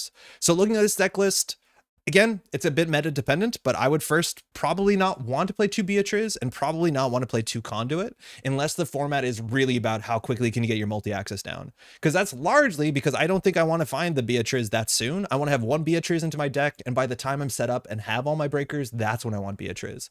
So these are the sort of cards, and arguably Conduit is in the same spot, where playing one of them is fine because either you'll find it when you need it, or if you really need to go gas, you can grab it with Muse. So that's 2 extra card slots for sure. Hey Jenny, how's it going? I tend to avoid one-ofs because they're so random. Don't worry about it too much. Shaper's really good at one-ofs because you can get them if you want them. We did talk about the MU issue, but like Beatriz is just not, I think, something you consistently need in the top half of your deck all the time. Maker's Eye is good. I honestly don't know if Maker's Eye is good. I think if you want to play something like this that also allows you to get some aggression to go, you can try the new card, what's it called? The Trick Shot, 8 billion corner office. That's a similar slot. But this is where it's going to come down to that I don't exactly know what the card pool is, so I can't tell you what cards you should play because I'm not too familiar with Startup is right now. But Maker's Eye is another card that you might not want 3 of, because I don't know if I want Maker's Eye in every opening hand, because while it's good, it's a bit expensive. A card, if I want some pressure that I want in my opening hand, like maybe I would go closer to something like Jailbreak, which is a bit of card draw, a bit of pressure. But again, Corner Office 8 billion is also a very similar idea. So that's another card that you can easily shout out as maybe you don't need 3 of them in your opening hand. Yeah, Trick Shot works. What does 8 billion corner office mean? It's someone calling their pool shot. So they're trying to figure out what, like, where they're making the run on the sort of damage they're going to make to the company. I like it. Yeah, I'm not super trick shot pilled. I think it's better. You have overclock, mind you, in this format too, and it doesn't make that much sense in this breaker suite. I can't tell you whether the breaker suite is good. Living Mural is definitely a card you can play. It's probably better in this format. I don't know how good Spree is in the format because I haven't played it, and I don't know how important having multiple Airblades are because I don't know how much damage versus how many on and counter effects they are. This is a card that I could see myself playing one of, and then we'd fill this in with like fundamental econ stuff that we have. So 3 Creative Commission you're playing. What is fundamental econ? I think Telework Contract is a card that's hard to go wrong on because it's a good fundamentals card. Just like kind of greasing, put more money in your deck than you think you need and put more card draw in your deck than you think you need. Unfortunately, card draw is really hard because all we have... Oh, you're not playing Diesel. Oh, okay. Card draw. Let's address that on the deck. Card draw is really important. Diesel's the only card draw I think Shaper has besides VR-cation. Wait, what's Diesel in? Diesel's in System Gateway or System Update, so you can play Diesel. But right now you have only Proco as card draw, which is... You want more card draw cards in your deck for sure. You just do. Specifically for Arsana, you also want to make sure you have cards in your hand, engine pieces. We're not playing Lilypad, we have Hermes, so we're actually a bit more deficient to card draw compared to other Shapers. So you definitely want to play Diesels. Nuka is not in standard anymore, or sorry, in startup anymore. So I would say 3 Diesels as a start is a very easy place to put in. Proco is heavy and slow, and so you want to kind of balance a bit of that to have a couple of the heavy slow cards, but you also just want that upfront tempo of Diesel to make sure that you're going. Yeah, Nuka rotated from startup. Earthrise is also an update. It is. I think if you want to play Earthrise, you probably wouldn't play Proco. I honestly don't believe in Proco. I think Proco is just a bit too slow, at least in standard. In startup, that might not be the case, but Proco is a really old Netrunner card that hasn't really kept up. Joyride is sick nasty. More people should play. Yeah, Joyride seems cool. I could see Joyride seeing play in startup, let alone in standard. I think Joyride is sick nasty. But yeah, like... I wish there was a way to do this on NarrenDB, but sorting your deck by economy, you're not in a bad spot. 3 creative, 3 dirty, 3 sure gamble. Like you're doing your, you know, the money that you need from the deck. But you probably need more money than that in the deck. So 3 telework for sure. Daily cast is not in the format. Diesel will just get you through the game a bit more. So maybe we can go and cut some of the wild cards. We can even go down to 1 of each breaker, but I don't think that makes that much sense because Muse is kind of hard to pull them. So I would cut down like Urban, mind you, is a really good card. You could play with 3 Urbans maybe. Yeah. Proco with Julie? Doubt it's good. Probably not good. Probably not with influence. I think jamming Julie for 1 influence in a deck is not the best use of jam. Spree, Proco, maybe Gordian, Beatriz? Yeah. Okay, let's just copy this in. You can copy me if you want. I just don't know startup. So like, I just want to keep that in mind. I'm not gonna pretend I know what's going on in startup. I don't. But like what I would do to this really sweet. Oh, Coalescence and Econ card. Yeah, but you have to kind of build into Coalescence. Like, especially if you're not playing Lilypad, you don't have Simulchip. I just think UAV Coalescence is not enough. That's my guess. Why Gordian over Unity? Yeah, it's a good question. You could easily play Unity. I like Unity a lot better. So, okay, if we were going to edit this, Julie Proco Stimplant. No spec work in startup, no spec work, no spec work. Okay, feel free to ignore me. Cutting 1 Bay and 1 Conduit for Diesel. Yeah, that's a good start. So what I would do really quickly, so I just cut down the cards that we don't always want in our opening hand. So I don't want 3. I don't think Spree's a really good card. You tell me if it is. I think it's a really hard card to get value from. It's like the quintessential 2 to 1 of in the deck, because by the time you have enough counters for this to matter, moving around a Saucy seems kind of fun, so we'll leave it in. I would try not to play Proco. I think it's slow, but I might be wrong. But I'll cut Beatrice down to a 1 of. I'll cut Conduit down to a 1 of. We have extra slots. So we can start by playing 3 Diesel. We have to go collection, startup. I don't know what else we're missing. What else did we talk about? Yeah, we can maybe try cutting a Maker's Eye in 2 and have half the value of Maker's Eye in a Trick Shot, which is just kind of a cool card. If you want to, if you have program MU issues, which you could consider not playing Conduit and instead playing Cataloger, and Cataloger is just really good. SMC is not in startup. It's in Ashes. Burner, yeah, Burner is a good card. Look, this is what I probably end up doing. I play Burner because just having some disruption is really important, and I don't know what Spree actually does, but Spree might do something. I'm not going to challenge your influence spends because they seem funky. I like them. I think they're really cool. I don't know how important Airblade is, but maybe you can play 2. Depends on the meta. We'll play 1 maybe. I don't like Beatrice. Oh, let's get rid of that. Let's get a Telework in there. Gordian Blade as your decoder, it just hasn't held up that much. We have a lot of installables, so like Unity is pretty okay. I think you could play Unity. I think it breaks most things relatively cheaper. I don't know how good code gates are in startup or what strengths you're breaking, but 2 Gordians and Unities instead of Gordian is probably fine. I don't know how good Living Mural is. I don't know how good Pressure Spike is in the format. Slap Vandal is really good. I'm glad you're playing it. Honestly, even Muse could be a 2 of. I'm not sure. I reckon this is okay. I think you're not in a bad spot at all. Your deck is doing something strange, but you just want to make sure that you have enough fundamentals. So we just added a bit of card draw. We added a bit of economy. I think what you lost from Proco, you made up from just playing a faster game, which is okay. Pressure Spike is the only option without influence. That's why there's Pressure Spike. Yep. But the question is whether you should spend influence on a better Fractor. I don't know. I don't know how relevant Threat 4 is in, or let alone if you're breaking big Pharaohs all the time. You might not be. Pressure Spike's not a bad Fractor. I think you want to spend influence if you can. If you don't have to spend influence, is this good? I don't know. I like this a lot. Yeah, you can take it. Let us know how it goes. If I would get even further on it, I probably wouldn't play Beatrice. I think she's slow, but like, hey, you can find that out whether that's true or not on your own. I probably wouldn't play Airblades, but maybe you need that because you can't play Hush in the format. Joyride's fun. Burner's really good. Burner's really good. I don't know what else. What's in startup? What's startup looking like right now?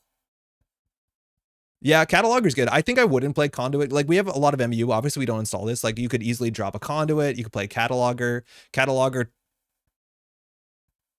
sort of works with Beatrice, kind of. Like, that could be fine. Yeah, you could move some stuff around. I'd probably actually do this. Probably that. Conduit without Peach is sad. Yeah, well, startup is a different power level. It's sad. The thing is, like, you don't know if it's sad if you've never played it. Like, we're gonna find out how much cooler standard is in a bit. But Airblades is nice and PE with Fuji. Yeah, I could see it. I could see it. It's meta dependent. I also think cards like this are also a bit better for newer players, because newer players might be a bit like less card pool knowledge, so there's worse face checks that you not be ready for, and then like it's harder for you to deal with traps. So cards like this that just give you a safety valve are really good. When you just find out like I'm dying to stuff all the time, just play Airblades and don't worry about it. Picha is in format? Oh my god, yeah, Picha is in format. I have a couple other starter decks that are fun for me. Yo, your deck that I generally saw your deck today. I'm like, this is kind of sick. So I don't think you're in a bad spot. All you want to focus on, if you can just focus on one thing, 2 things. Focus on 2 things. Firstly, the 3-2-1 rule. 3, opening hand. 2, you want to find it consistently. 1, sometimes okay, maybe. That's a good way to start. So again, trick shot. Yeah, we don't need it in our opening hand, but it's good to draw in most games. So it's a generalist rule. There's reasons to go around that, but a generalist rule, that'll get you to a lot of deck building. Second rule, put more money in card draw in your deck than you think you do. Most well-oiled decks in Netrunner Standard, half of the deck is economy, a quarter of the deck is card draw, and then everything else is just breakers on like multi-axis. That's another good way of looking at it. Take your deck and just add more economy. Then once you play the game and you realize you're drawing economy cards and you're not actually using them, then scale down, because it's much easier to have too much economy and then your deck actually does something, and then you pull down to whatever you think is reasonable. Good start. I think you're in a good spot. Deck is cool. I think Burner also adds the HQ pressure you lose by dropping Beatrice anyways. Yeah. I think you play Burner even if you don't play Beatrice, but this seems fine. 3 Urban also might make sense, but you only have Saucy and Slap Vandal, so I don't know how important it is. It probably is important because you don't have Simul Chip. All the cool decks play 46. Oh yeah, if you're cool, you play 46 cards. And then you tell your opponent, yeah, it was 46. I won. I could have been more consistent.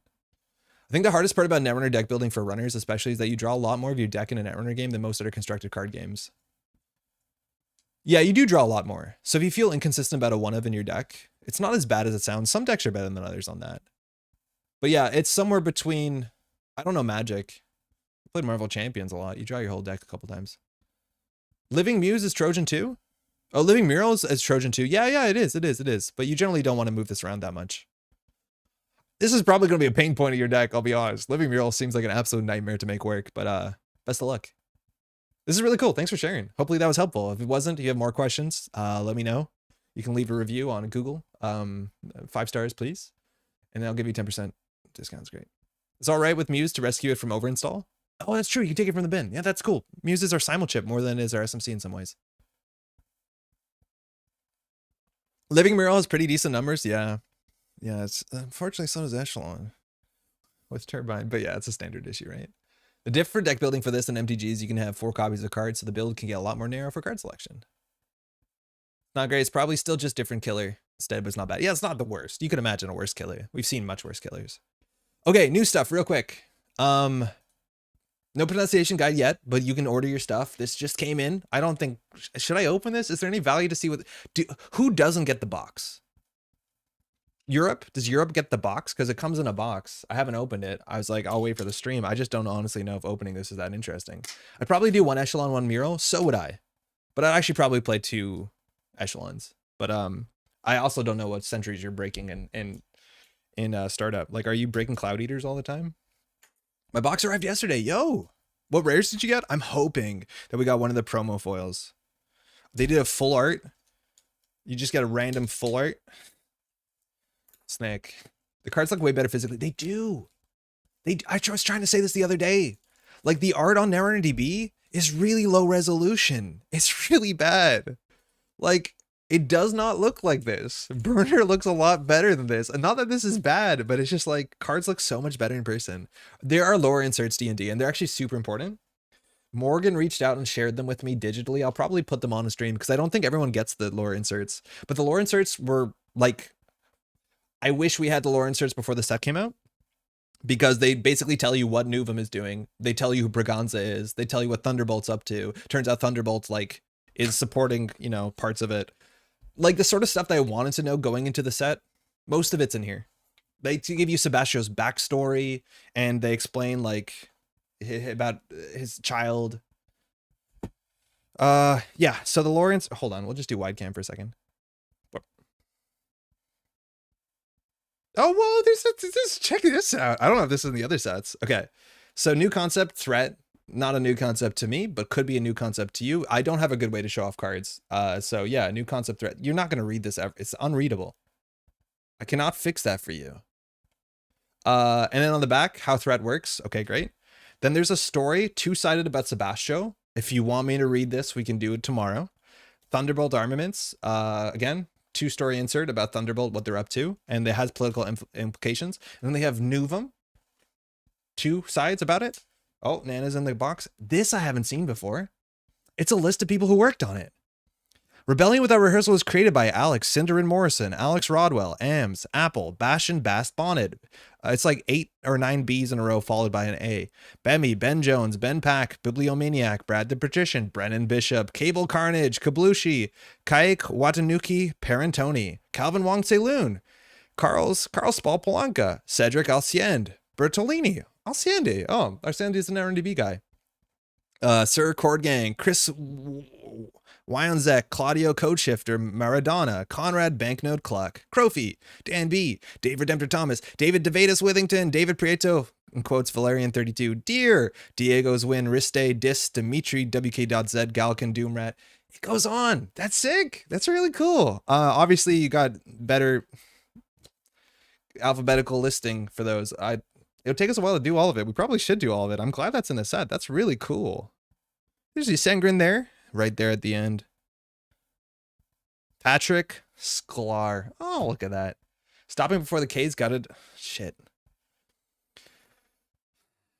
Drew Drusifer level. Ed. Eric. Whiteblade 111 Keelback. Aridin Winner, Aaron Shoeflower Slavsky. We played against Shoeflower earlier today. Area Butcher 2, Extrek, Extra C, that's Extra Chris. Felix, Gabriel G. Roy, Ginevra Martin, Grack Hurt, Gustavo V. Vacaloto, Hannah, Ace Empress Collins, Javi, Hector Rainbow Monkey Minis. I met Rainbow Monkey at Worlds. Nice guy. Ian Javi Thorpe, Igor Rayats, Marsarchenhas, Ivan, Curviver, Truskov, Ivy Huang, Izzy, Jake Barnard, Jalen Bilby Ember. Is that Jalen? Yeah, maybe. Jamie Perconti, Yan Tuno, Jason Marsh, J-Dog, Joe X Tamiho, Johnny Foster, Joram Stupid Bells Van Logum. Okay. Julian Chaput, June, Justin Prentice, Kaylee Amen. We're finishing it. Buckle Up, Keith Ike Gaudry, Kelly Michelle Withington. That's another Withington. Cool. Kevin Ellenberg, Kevin Tame, Koga, Cror, Lori Plant, Light Spectre, Locks, Luke Vanren, Mandaline, Man of the Moon, Manuel Wildcard Anton, Manverupdi, Matthias Venti Went, Matthew Metamidic Richadas. I did a bad job on that one. Matt Oldfield, Matthew Mr. Buggles Hopkins, McGregor, Michael Vesper, Javonsky, I'm guessing.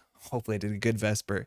Mike Hawes, Morgan Anza White, NB Kelly, Nicholas Murphy, Nin, Off 1515, Ogo's Hands Lost Geek, Paul's Cafe Asnaz, Orbital Tangent, Padraig Naruis, Pagnotis Zenos Zinoveris, Patrick Sklar, Patrick Tradon, Campman, Paul Fillion, Peter H, Peter Ward, 5-0, Gyrometrics, plural, PSK, QTM, Radiant, Rainbow Monkey, Redemptor, Reina, Ruben P. Peters, Russell Mortimer Smith, Ryan Dilater, who's RG Delato, Sam Posa, Sanjay Scarlett Clark, Seb, Pouch Surfer, Debona, Solomir, Spencer Warden, Stephanie Ice, Suzanne Ferguson, Talis Stwide Ashen, T. Burden, Test Running, The King, Thomas Burden, Tim Vaduva, Tom Bowers, Torpedo Tyrus, Uruz, Warlock, Yorgos Alexandro Petritis, Yasengren, Zoe Cohen, and Chris Yank. Sick. That's awesome. I'm really happy that's in there. Congratulations to everyone. That's a lot of stuff that y'all worked on. So that's really good to get cards in person. It's a treat. We only get a couple times a year. So great stuff. Who we are. NSG is a fan run nonprofit volunteer collective. Our mission is to keep the game of Netrunner alive and thriving. We do this through several different initiatives, and they highlight them. Can you read it again? No. Later. We could do a better read at some point. The fact that NSG were able to start getting a lot of boxes shipped out and people hands on release week is most excellent. People had it on Monday. Like, I was talking to somebody, the stuff arrived on Monday. Like, this is Thursday. This is faster shipping than if I ordered it from like 401 Games. How do you play out startup without my virus? There's no Knob Curie, right? Kelly's my lovely white. There you go. Devatus is in chat. That's the other Worthington. How's it going? Congratulations on the site release. Groar. This is the content I've been for. Been loving the daily streams. Thanks so much, Lucas. Welcome to the stream. Stopping for the. I should have just done all of it. Like, I should have committed. I can't just read some of them and not. So sorry if you didn't like that, but it's content. The credit cards randomly swapping between screen names and meat space was kind of funny to me. Wait, sorry, seriously? You really set yourself up for this. Surely they'll let me read 2 or 3 names and then stop. I know. I got it on Wednesday. Yeah, it's so wild. It's so wild. Anyways. Sick. Those inserts I think are really important. I wish they were up on NSG. NSG, put a story section on your website. You got to get all the stories in one spot. There may not be Knob, but there's Audrey and Cookbook. Yeah, but there's no simulchip. So it's probably not that like toxic. Thanks to everyone. Yeah, huge thank you, eh? What virus are you scared of in startup? Just purge. Just purge. It's always that easy. Helium 4 is here. Next up on the news, there's an AMT this weekend. Sorry, we're going to go to a bright white screen in a second, so squint your eyes for the snow blind. Gah! There's an AMT with new cards on March 24th, Sunday at 9 p.m. So it's technically like Saturday night, I'm pretty sure. NSG will be streaming it. It's on twitch.tv/nullsignalnetrunner, so you can get it there for sure. If you want to see some new cards, mind you, an NPC is also this Saturday. If you're in Vancouver, recommend to go out. The new cards are available there, let alone legal there. It will not be streamed, but it will be videoed, so you'll see video footage of that in the near future. But a lot of exciting things this weekend. Mind you, if you're in Montreal, we have a small GNK Tuesday night, 5:30, so it's not going to be a long thing, but it's going to be a fun thing, and I need to get those full art regoliths, so we'll get it. Technically, NSG has a section blog category story. You want me to hit this button, and then you want me to hit... I'm already lost. I already don't know where I am. I have to go down here. I didn't know that was a drop down menu. There was nothing that said that was going to happen. And then I have to go here. Technically, you're right. Sucks things to be RWR out in the wild, and yeah, massive props and love to all our amazing testing. For sure. Tron is the CO this weekend. Oh yeah, check that out. When I play Burner, I'm not trashing it. Sorry, it makes my legs look so good. It stays on the board. Okay. Next up, hey, speaking of Neon Static, Neon Static put out this video. Eric, he's talking. Basically, they're doing a meme contest. If you're familiar with, you can't hear this, right? If you're familiar with like Mythos Busters does an annual yearly meme contest. You have until like April 21st. And then if you get selected for the meme contest, the winning prize is actually like really sick. It is one of these like sets of, what are they called? Poker chips that Neon Static uses on their stream. They're great. And these are actually really funny example memes. I like this one a lot. If you can read it, a runtiming question, a chance to help the community. Yes, you can install them unless it's an offer you can't refuse run. Oh yeah, I'm the best at rules. Is genuinely funny meme. I like this one better than this one. Oh, this one's okay too. But if you want to get involved again, you have until the 21st. I enjoy the Mythos Busters memes. The results, I've always gone through it and looked at them and voted, which is great. The fictional world building was what kept me following Netrunner from the day it released till now. Continue the awesome stories is huge. Love the story cards. Yeah, for sure. They're really, really big. I'm glad that they come with the set.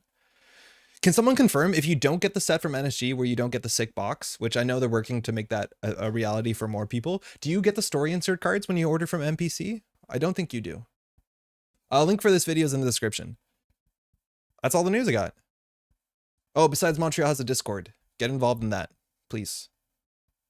This is the next deck I'm building. So we have 3 decks. Big Wolf kit we'll get to at some point, maybe tomorrow. But this is another Holo Man deck that we can play to do Holo Man stuff.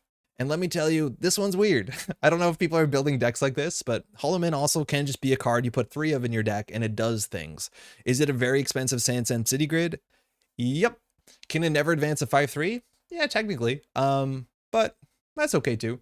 So we'll see how it works in this. When's the Montreal NPC announced? It is not announced yet. I need to go down to the store and talk about it. It should be in September, but now we can get that sorted out relatively soon. Do we know when the Canadian Nationals are? Hey Canada, has we announced it yet? Because I want to make sure we're planning around that too. We get the sick box from Netrunner Cards UK, but Netrunner Cards UK doesn't have stock for the new set yet. Oh, okay. Yeah, I know in Europe, the store I think is up now. So what I wanted to do is I wanted to play the Holo Man. But to get good value about the Holo Man is you need to be installing cards not from HQ, which is cool because in theory we're Epiphany and Epiphany can install from the top of the deck. So you can just go click 1 Epiphany to the remote server, click 2, spend 4 credits, get 3 advancements, click 3, advance it, and you can score out a 4/2 fast advanced from hand as long as the Holo Man has survived somewhere on the table, which doesn't seem that ridiculous. However, it has to come off at the top of the deck and who knows if it will happen. So we get to play another card that I wanted to play that I think is pretty good, which is Cohort Guidance Program. Because in theory with Cohort Guidance Program, we can just trash a card from HQ. If you do, gain 2 credits and draw a card, we're just going to start a turn, trash an agenda. And then the agenda, we're going to restore it onto the table. So we can get a second angle to use the Holo Man by restoring the agendas that we're ripping off the top. So we just take the agenda, put it in the bin, and then we just restore it, click 1. It didn't come from HQ, and then we can also use the Holo Man on that angle. So we have 2 Holo Man angles. We can also just never advance with the Holo Man, which is fine.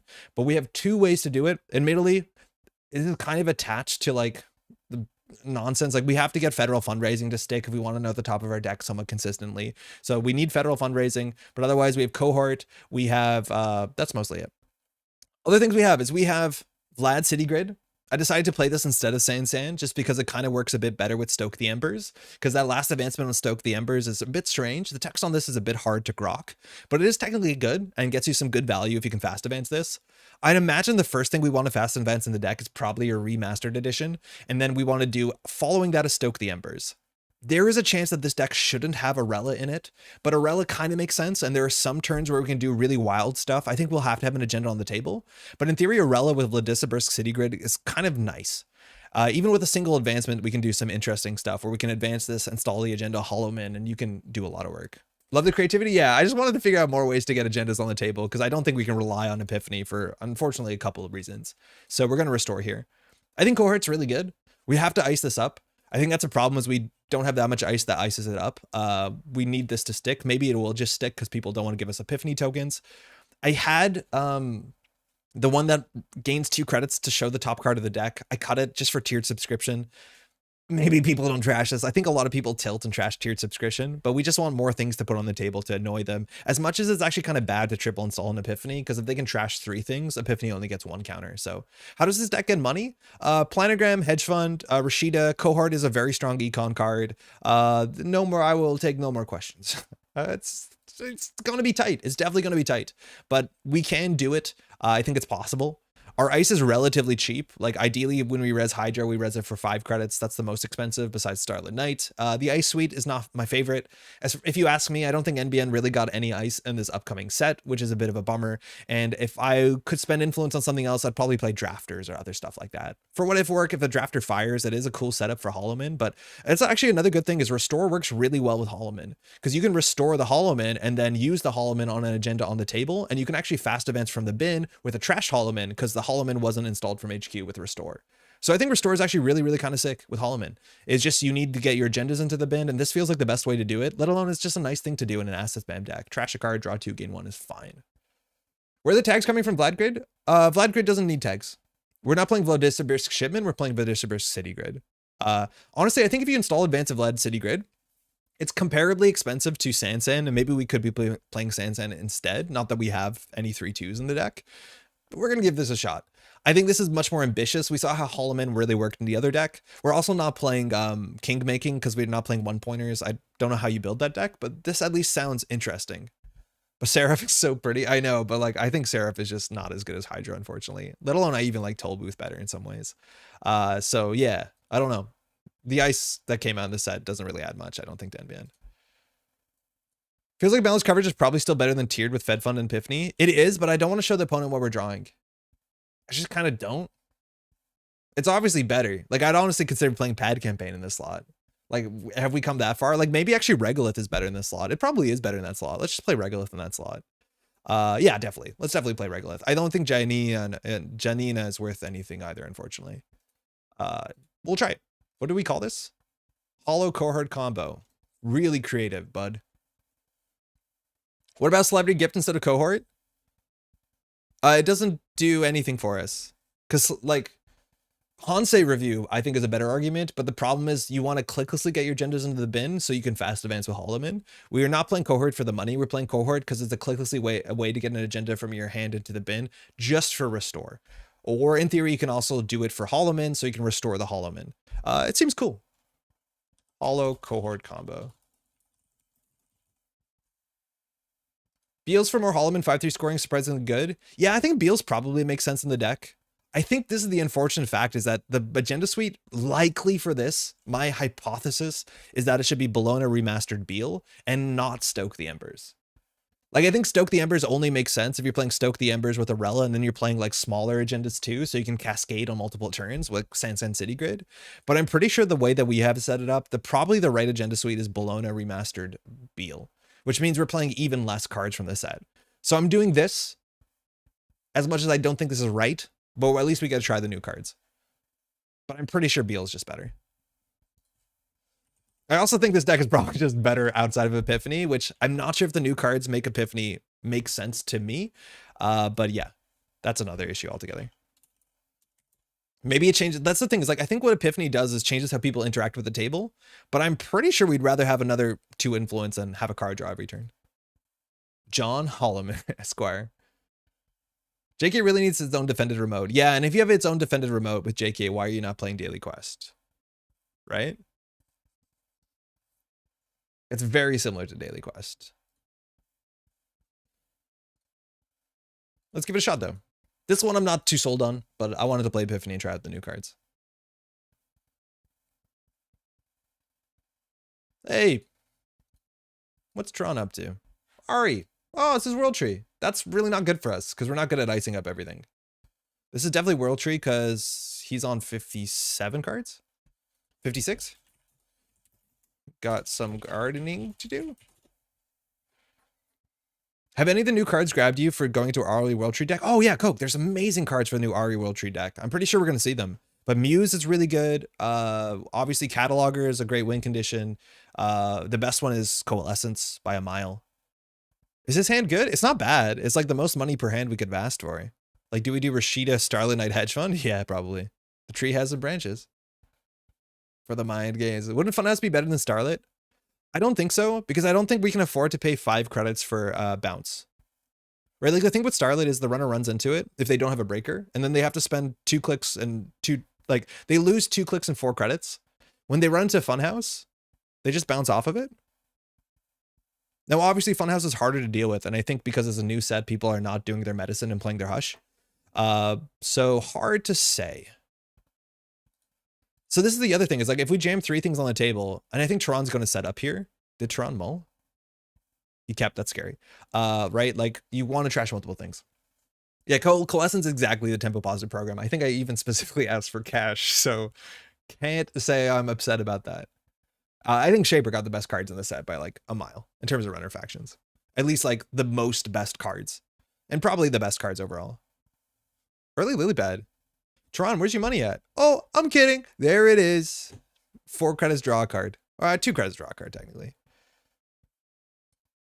Federal fundraising. Do you trash it on Epiphany on the last click to give us an Epiphany counter? Do it. Make my day, Tron. Did not. Yeah, that makes sense too. I mean, that's the Epiphany effect there, right? Which, would you rather them not trash your stuff? And the Trojan that generates power charges to keep this rolling? Or do you go with Orca? In World Tree, I don't think you do anything too weird. I don't think you do Orca. I think you still just play Turbine and Friends because you're good at pulling them down.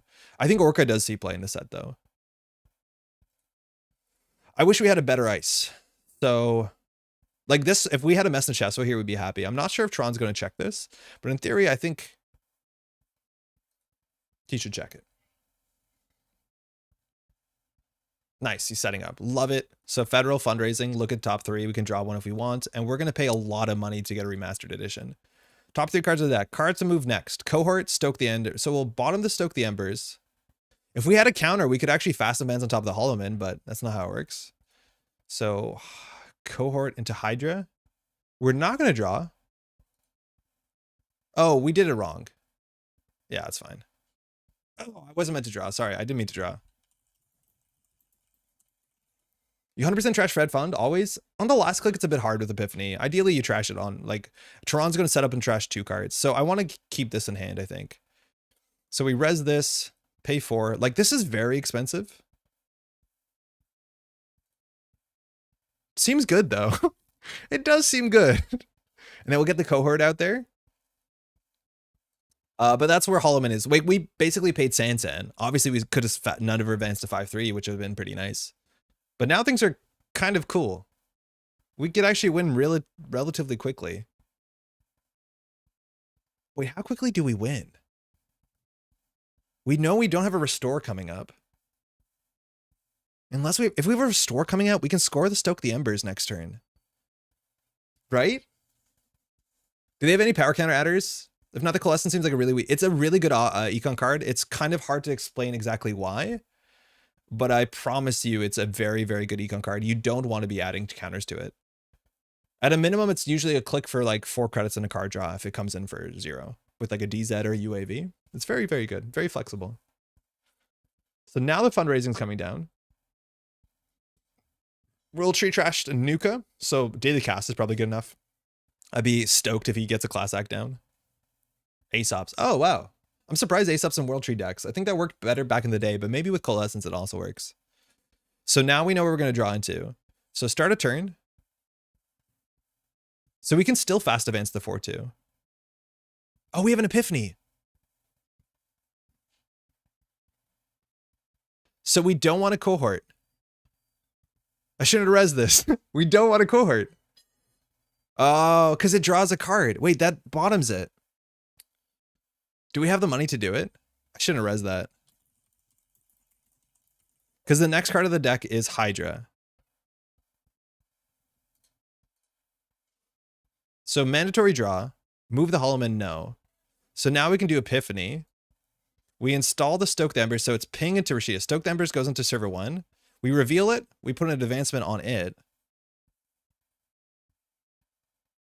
We can keep the remastered edition. Holo Man, move 4. Score. Wait, what does the score do? Gain 3, place 1 advancement card on an installed card. Cohort is optional though. Yeah, it is optional, but then Cronus, how's it going? Then we just shouldn't have resed it because we gave off information. We don't have to fire it, but like, then why did we res it? Unfortunately, our information. So we're just gonna be on game point.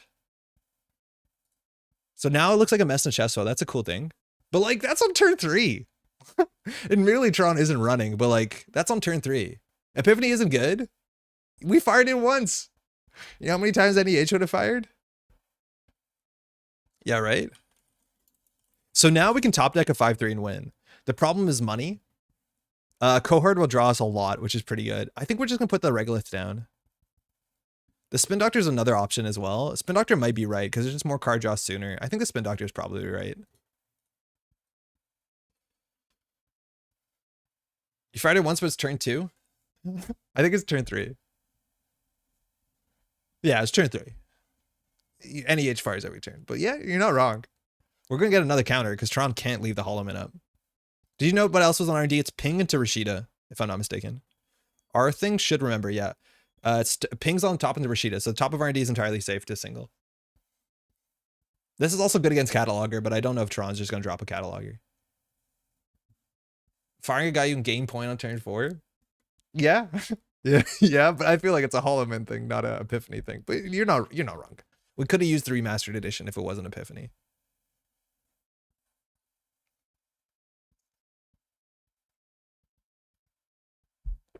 So if we have a 5-3, we install the 5-3, we advance it, we add 2 advanced encounters of the Holo Man, we add 1 for mastered edition, we literally win. This is a totally safe run.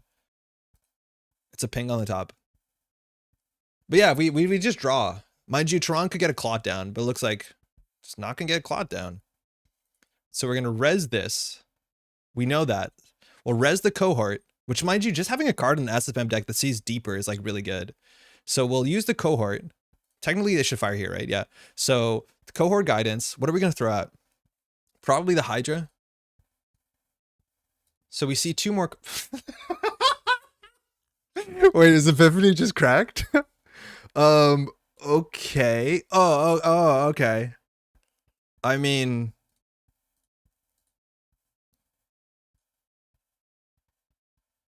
wait, did I do it wrong?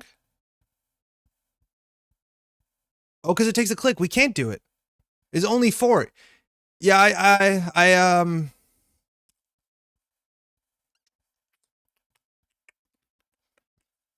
I know we didn't get the free install from Epiphany. I thought we could still do it. I might have done that wrong. Oh, we're so close. If we had a restore in hand, we would have won because we would have cohort. Oh no, because we can't cohort yet. Yeah, it looks like it does look like an Urtica. Like Tron still has to get through what looks like a mess in Chesto, but we have a money issue. Math is hard. There's like a lot of text on that one. You had to install with Epiphany to get 3 counters, yes, or with restore. I just thought it would be enough with 2 from this remastered, but I did not use Holo Man as a click in my mental model. I did install advance Holo Man remastered, which is not correct. This takes a click. So I have to do the same thing that we did before because cohort guidance gave us information. Nope. So trash Hydra. So now they know there's Bologna's in hand. That's obviously not good for us. So we're going to put this in HQ. No, we'll just put it on server 1.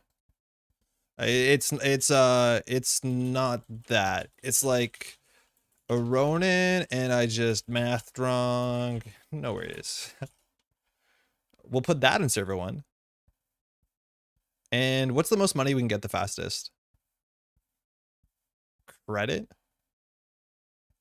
Even with cohort, like we can advance this if the Holo Man gets pinholed. Like the Holo Man gets pinholed, cohort puts 1, we do advance remastered. Like if pinhole is the play, which I don't know, in 60 cards, do you get pinholed here? So how do you foresee more World Tree Arasana? Yeah, it's cool. This also beats Clot if Tron pulls Clot. Andre, no. David, I'm sorry. I did mess it up. That's on me.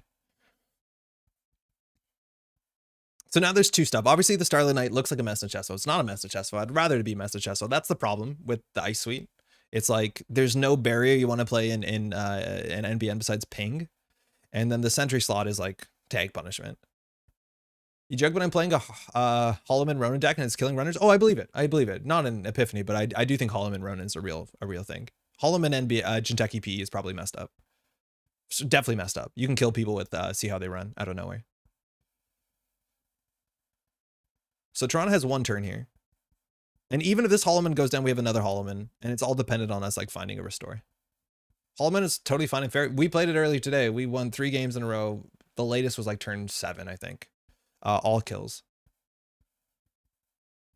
It's messed up. It is messed up. But that's a Rikoko problem. I wonder if you should make World Tree Ari tomorrow, or if I'm going to be scooped.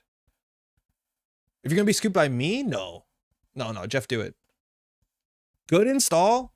Good install. Just PE things. Yeah, I know. World Tree is such a fun and interesting card. I need a mech that uses properly. I think it's harder in startup, is my guess. Oh, it's not in startup. In standard, we posted a video on it OffOnOne. We did a big deep dive on it a couple of weeks ago before the set came out. And then with the new set, the deck is just strictly better. It is going to depend on the court meta, but the deck is just strictly better. Is Epiphany ID name of your screen? Wait, the Epiphany ID name on your screen? Very classic. Wait, what do you mean, Z-Bag? I don't know what that means. So if it's a message chest, was really good. I'll check the video out. Yeah, you can find it. It's called Tech Tree. It was like the fourth last video on YouTube. You can't miss it. I see it.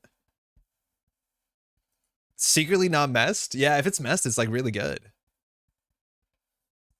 It reads Epiphany Anal. Oh, it does. Can't fix that.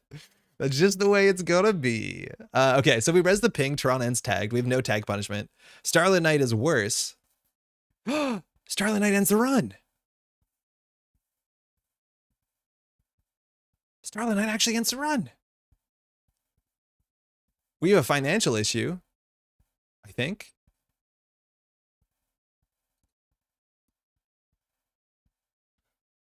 You called right. Now, if Tron steals this, like, yeah. But still good. Playing on runners but installing ones on Holo Man and Central sounds brutal. Hey, bombers, time to eat dirt. It's not that bad. We have no tag punishment. Obviously, Tron doesn't know that. So the question is, how many credits do we need to win? We need to do advance. If we had 2 credits, I think we'd win here, right? Because Cohort puts an advancement if we want it. Leaves you on 0. Yeah, it's on 0 credits, but Tron still has to figure out how to break the Starlit Knight.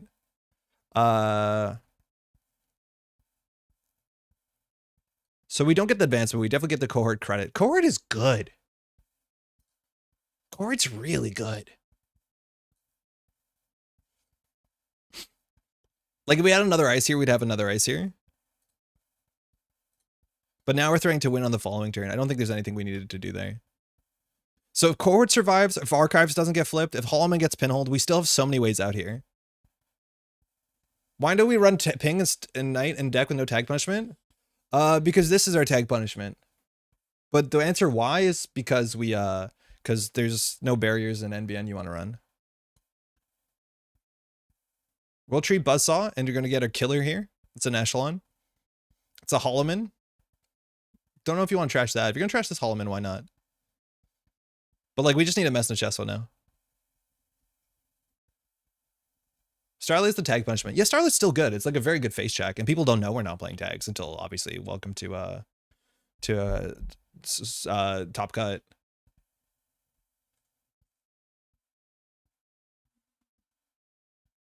But like, this is still 3 to break. Why not wrap around for the slap bundle tech? I think you could play wrap around, but it just feels bad to have a deck that's like 3 pings, 3 wrap around. Like, I just wish we had, like, I had Eli in this deck before I was like, no, we're not playing Eli.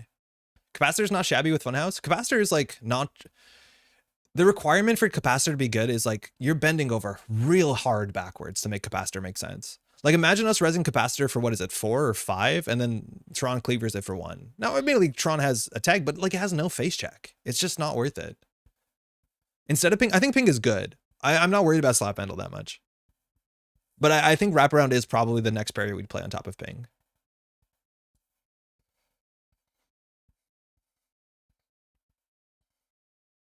So we can still never advance a Bologna. And Tron probably thinks the next one will be a Holo Man. We just need a top deck and ice here. Capacitor's getting an Acme, of course. Everyone's favorite ID. Yeah, I think everyone forgot Acme was still legal. Oh, Holo Man lived. We have an Epiphany click. Wait, does Epiphany win? If we top deck a restore, Epiphany wins. We need top deck a restore. Cohort, trash the Holo Man. Top deck a restore? No. No, bummer. Epiphany wins if it hits a 5-3. Yeah, we might as well look. It's just there's only one Bologna in the whole deck. An ice would be okay, though. Might as well look. Hedge Fund, Virtual Service Agent, Vladislavsky City Grid. Bummer.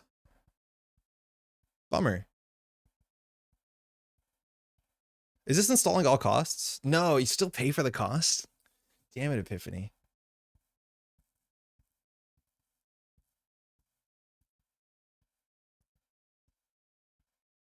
I guess. Server 1? Server 1? Regolith?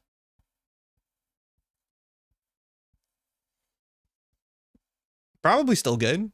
Tron needs an overclock. Regolith with a hedge fund in hand? Yeah, I'd rather keep our hand padded. Like, we don't need one more credit, and like, we don't want to lose Spin Doctor. You're right, on this board stage, it's not a huge difference, but like, generally, if I want to keep my hand full, because if we draw an agenda, you know. This Spin Doctor is interesting. We want to keep it face down in the bin on for real. I think Tron can trash this. I don't think we care. I'd rather have the Spin Doctor. The biggest thing is actually to play around Cohort. You want to flip a card in Archives. Obviously, you still lose to Holo Man, but like flipping cards in Archives is really important if you think Cohort's going to fast advance you. Oh, this could have actually stopped World Tree, but I don't think it's that important. If he ignores Bologna, you win? Yes. So I don't think we need another credit. Muse comes down. Cohort seems really strong. Yeah, Cohort's cool. Oh, Prisha. Cool, you can use that. That's fine.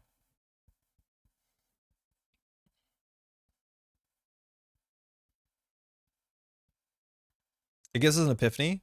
Wait, what happened? Oh, Arsana from Muse to get the Coalescence down. So wacky. That was really, really wacky. It looks like we have it. Cohort guidance. Okay. So check this out. We use Cohort to turn one face down card face up. So I'll reveal the Holo Man. So Holo Man now fast advances from 2 angles. Not move the Holo Man. Then we'll Bologna the Holo Man. Like, we actually could have got this thing up to 8 advancements. No, 4. Like, we can 7 advancements. Like, it is kind of goofy. I'm starting with Fun Age and Techie deck to play Cohort in. I agree with that. I think that's a big thing with these decks. Like, I'm surprised this didn't get trashed, but I think it's because we're on 4 points. You have to protect a lot of these things. They're 1-2s. Yeah, right? Game point on, like, turn 3. I drew really well, though. Yeah, that was wild. That was kind of wild. I actually like Cohort's good. It's really good. Stoke the Embers was like, okay.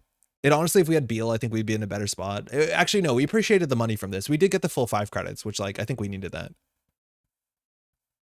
Cohort and Front Company. Yeah, I don't. Front Company is really difficult because you need to make running Centrals bad. Running Centrals is not that bad that easily in asset decks. Like, you're right, it's a click cost, but like, I'd generally run HQ before I run the server. I'd do it in the other order probably, but Front Company is probably not as effective as other cards you could put in that slot. Is this fast advance? Technically, yeah. I think we advanced one of these off the table. I think we fast advanced the Stoke. Think we might have fast advanced the Remastered. I drew 2 on the same turn, funny enough. I also drew every single Holo Man. But real talk, with Federal and Cohort, on turn 7, I drew 25 cards. Right? Or not 25. Yeah, 25 cards. Basically, 25 cards. But like, this thing drew since turns, like, it drew 6 cards or something. 5 cards? Would the Vlad grid be better as a Sansen? Maybe, yeah. But I think we'd probably play Beal. Yeah. That's hard. That's rough speed against World Tree.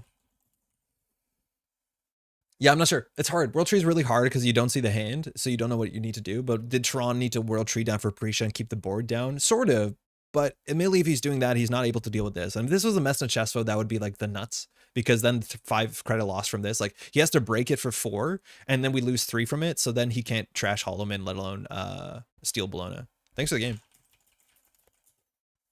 Yeah, NBN Fast Advance is peak nostalgia. A lot of older Netrunner players, like, mind you, back for like 4 or 5 years, NBN was the Fast Advance faction with things like AstroScript Pilot Program, which used to be not unique. And then Sansan City Grid used to be like a busted reason to buy multiple core sets back when that was a way that things were distributed. So yeah, for a lot of people, it's like peak nostalgia. I swear to God, if Luke queues up against us. It's just like what I can't sort out with this deck is the ice. I honestly think Jua might want to see some play because it's like very annoying. It's very cheap and it just messes up a lot of people. Like I think Jua might be underrepresented. Was proxying legal back in the FFG days? Heavens no. They wanted you to buy stuff. No, I don't think I've ever seen a card game where proxying is legal besides NSG's Netrunner, which like that can't be a big surprise, right? Best of luck, have fun. All right, this opening hand, we have the Restore, which we didn't get to see the Restore tech, but there was a bunch of turns where we drew Restore, we would have won. We have Expensive Ice, but I think here we just do like Rashida behind Mesny. We don't advance it. We never advance the Mesny. Player must be on Wizard's Chest. More likely to be on the ID Wizard. They're going to rebirth into Wizard. Crafting up NBN Fast Advance is neat. Sun Commandments calling me. Yeah, Sun Commandments seems like you need to build your deck around it. I don't know if it's just universally playable. Oh, VSA is good. But I think Sun and Commandment's going to show up more. And I don't know if it's a tempo card. I think it's a combo card. Choo-choo. I do want to see the version of this deck with like king making and like interesting 3/1s, but I like false lead. You probably play Ares, but the more you play Ares, the less Epiphany actually does anything. Unless so you probably just play the 3/1 that gives a tag. I think Jua is good, yeah. Jen, I like Jua a fair bit. Oh, I saw the Hydra instead of the Messna Chesfo. What am I doing? Oh, that's going to cost us the whole game. That could have been a Hydra. I mean, that could have been Mesny. Y'all saw that happen. I can't take this back. Oh, what a huge mistake. That was meant to be Messna chest. Oh. Oh, that hurts. That hurts. I was not paying attention. I was designing a non-collectible game. I would probably allow proxying even selfishly. Nothing makes me want real cards like having to play fake cards. It's a good take. Hey, Big Bug. Oh, yeah, that's really bad. Andre, please. David. Come on, leave me alone, man. You put out your cards and then you need me to read the text on them and put them down in the right order. Give me a break. Oh, that's really bad. That's going to have a huge impact on the next couple turns.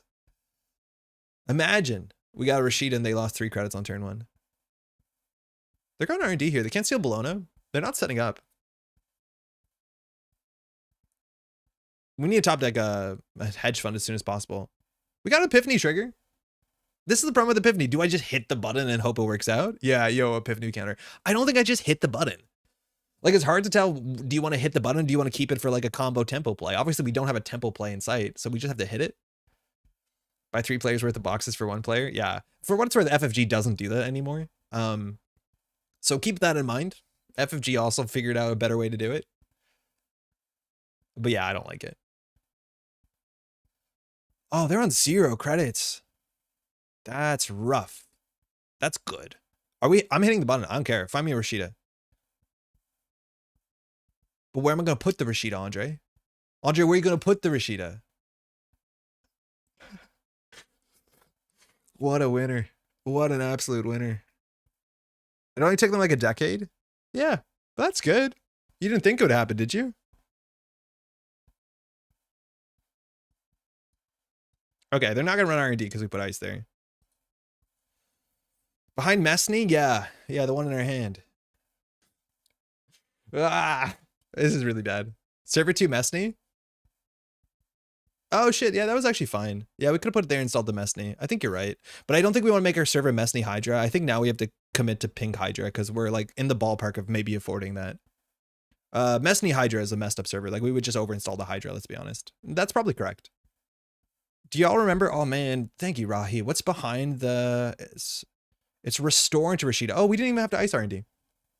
I'd actually not want to ice R&D, because if Wizards are making a run R&D to see a single while they're on 2 credits with this board state, like, sign me up. So we could have just restored the Rashida too. That's kind of sick, isn't it? Okay, do we just get rid of the... We messed up so bad. We're just going to pretend there was never a Messney and we kept it just so we can make that play. Okay? Just so we can make that play. Don't have to worry about it. It's gone. Are we not worried about burner? Well, what can we do about it? Put the mess in chest I just threw out? Yeah, maybe. But no, I'm not worried about this mantle. If they burner us, it's really good, but we have a Rashida. Messed up so bad you won the game? We've done some real creative accounting to get this far in this game. Aesops? Okay. This seems really slow. We're playing a low hand size though, so like if they... I don't know if Lat plays burner because it's really ugly into Lat. So we Rashida first, of course. And then any card we don't want... Okay, slow down there.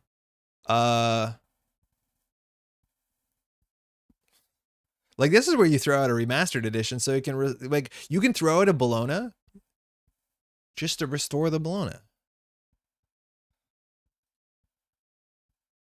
Okay, the slow player would play the Regolith. Against this board state, we just jam the Bologna. Okay. We can never advance the remastered edition. With the power of Cohort, because there's face downs. I don't think they check archives. So I think we do Bologna, we had single advance it. And then if Cohort survives, we can get the Bologna off the table. Because we get Cohort advancement token for flipping a card. Oh my god. Yeah. Cohort's sick. Like, Cohort is so cool. Mandatory draw. Turn 1 face down card up. We will reveal not the mess in the chest. So that's the biggest secret we've ever had. I'll have to discard a card. That's okay.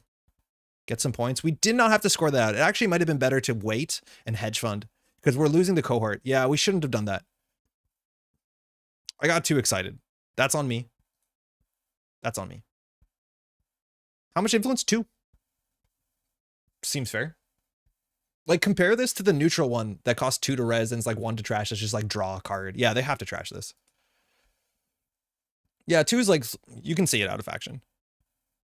It's really cool if you have like bin recursion. Like, we're definitely playing because we have restore and obviously it works. Oh, we got an Epiphany counter. Okay. Well, I'm going to get the hedge fund up, but next turn we score out of Bologna and we win. Honestly, mind if I unscore? The agenda might have been correct there. They are not showing any breakers. They don't have good card draw. I don't know. I don't think this means they're on stealth. Maybe this is World Tree. But yeah, next turn we pay about 3 credits to fast advance this, I think. Cohort might get less good once people will learn to flip the cards in archives. But if they do that against a fast deck that's like pushing out horizontally and they waste a click running archives, I think we're happy about it. Like, I think 95% of the time you're using the top clause. But the one time they're using the bottom clause, it's like very comparable to wage workers, right? So like imagine a deck that runs Cohort and wage workers where you can never advance a 5-3. It's just like hard. If you're tempoing out, which we're not exactly doing, it's obviously a lot harder. Okay, Unity Gauss. So I think we're just gonna res the Hydra for 5 credits. Because this ends the run, right? Yeah. I don't know why these are not loading. That's why the names there are really good. It's a Hydra. So it's a big old sentry. The one biggest card we have in our deck. We're gonna get a 5 credit refund. And they're gonna take a tag and end the run.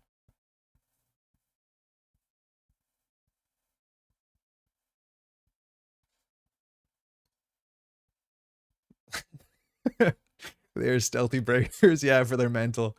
What are those? Shh. I think we'll just do it. I didn't do any math. But like, okay. And next turn, if we install the remastered, we can do advance, double advance, so we can't win. But this is the play that we do. You put a Cohort in the server. Hold on. This is bad, but we're going to do it. We put the Cohort in server 1. Beginning turn, we res the Cohort, we discard the remastered edition, then we restore the mastered edition, click 1, into the Holo Man server, and we win. Obviously, if we installed the remastered edition, it would win even harder, but I think that's the line. I'm worried they're going to run Centrals, though, which means we should probably put the remastered edition behind the ice instead of keeping it in HQ. But it's a fun line. This actually cost them 2 credits. VSA is not bad into Unity until they get a turbine down. But yeah, I guess they pay 1 with Mental.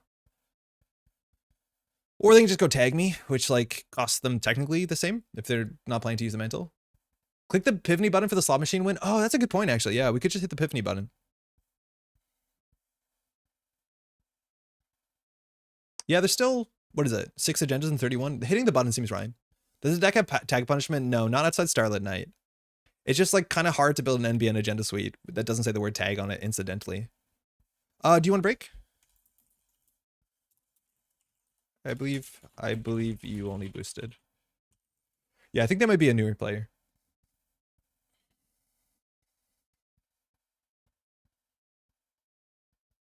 No worries.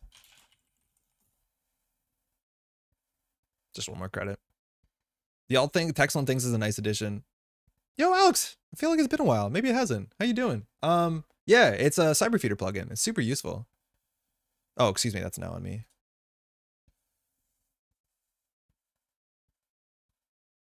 So we know the top is not an agenda. That doesn't matter because we're going to be drawing it. Daily casts, they are tagged. They clear the tag. Okay. So 100% the right play is... Okay, let's hit the button. Oh, okay.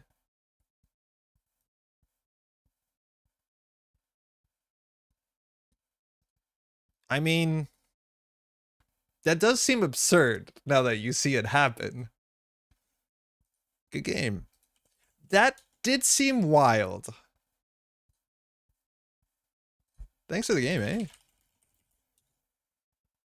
Like, what happened? I am as surprised as you. That went wild fast.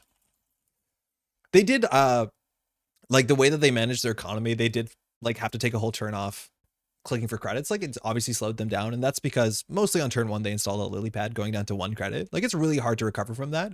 Usually you don't want to install your heavy cards until you've like played a sure gamble or you have a way to bounce back at it. But yeah, that was really fast. Hey, catch you around, eh? Oh, they're gone. End of the game, right as they finally finished setting up. Yeah, just about. They actually didn't set up that bad though. They lost a whole turn and they still set up okay. But that was turn 8. Epiphany won you that game, my friend? It did. It did. I'm still not sure if it's winning me more consistently than the other options, but it feels cool. Otherwise, we would have just like put the 4-2 into the remote server or the cohort program to do the cool thing, which like kind of like the cool thing. Imagine how fast you would win if you played turn 1, right? For real, though. Thanks for pointing that out. Thanks for rubbing that in. No, but for real, you're totally right. If we had the message Chesso, they face checked, lost 3 credits, we got Rashida turn 1. Like, yeah, the game is over on turn 5, maybe? The busted man? More like. Oh, man. Turn 7 win versus a turn 6 win? Yeah. Yeah. It's a bit better than that, I think. PD at least has a mid-game plan with Managarm and Noetic. But this collapses on turn 10. Yes, unless you play like really weird tricksy stuff, I agree. It's not as robust until late game. It's also probably very bad into Clot. What runners do we play that go this fast? Any disruption, like the fact that we don't have to, we played against what? Shaper? So do we have to Ice HQ? What's going to happen? Burner? What are they going to do to R&D? Cataloger? That's the worst case by a mile. And we haven't seen a lot of it. Hey, there's Alex. I've been pretty good. Basically dropped off Netrunner since Montreal Nats, but getting back into it now. Well, there you go. Trying to design an ID that proves more generic value than NEH is both difficult is probably incorrect instead of an unsustainable power creep. Yeah, and I think that's the biggest thing for Epiphany is Epiphany is going to look a lot cooler once NEH rotates later this year, which is fine.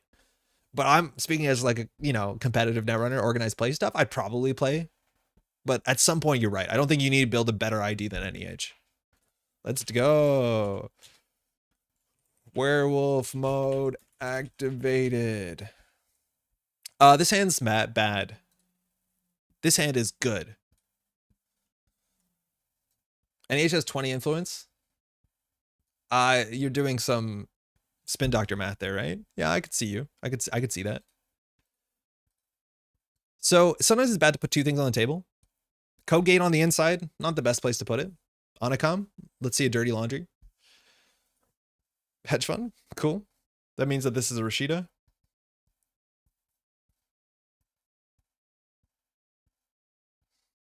I was saying, do you know what would be cooler than a dirty laundry or trick shot? Let's sick.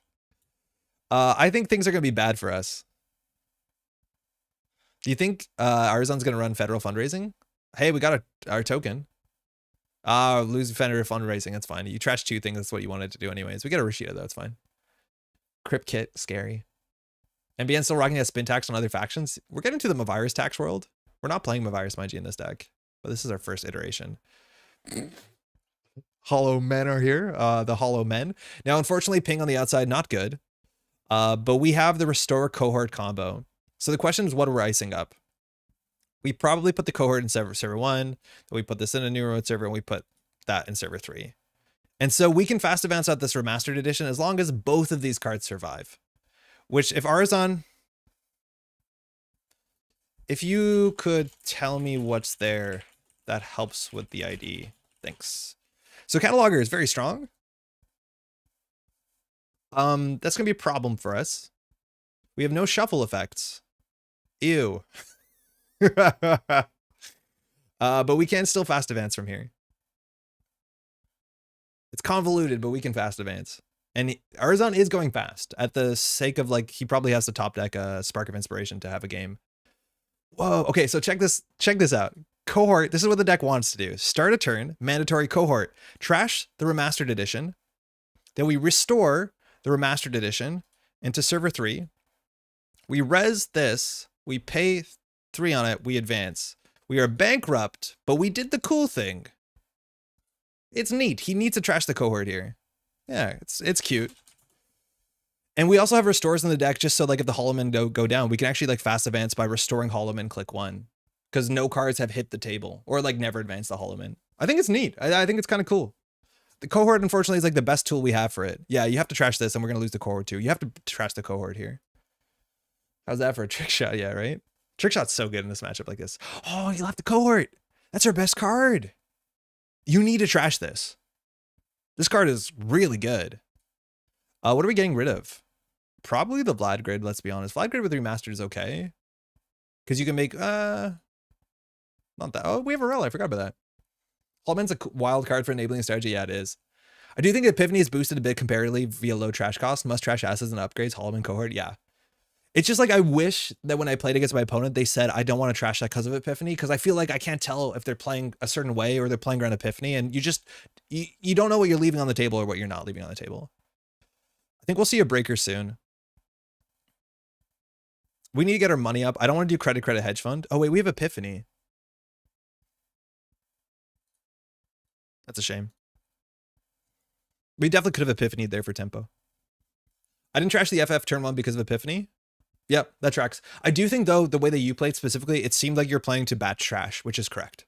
Like, I think you were at Federal Fundraising Fire once.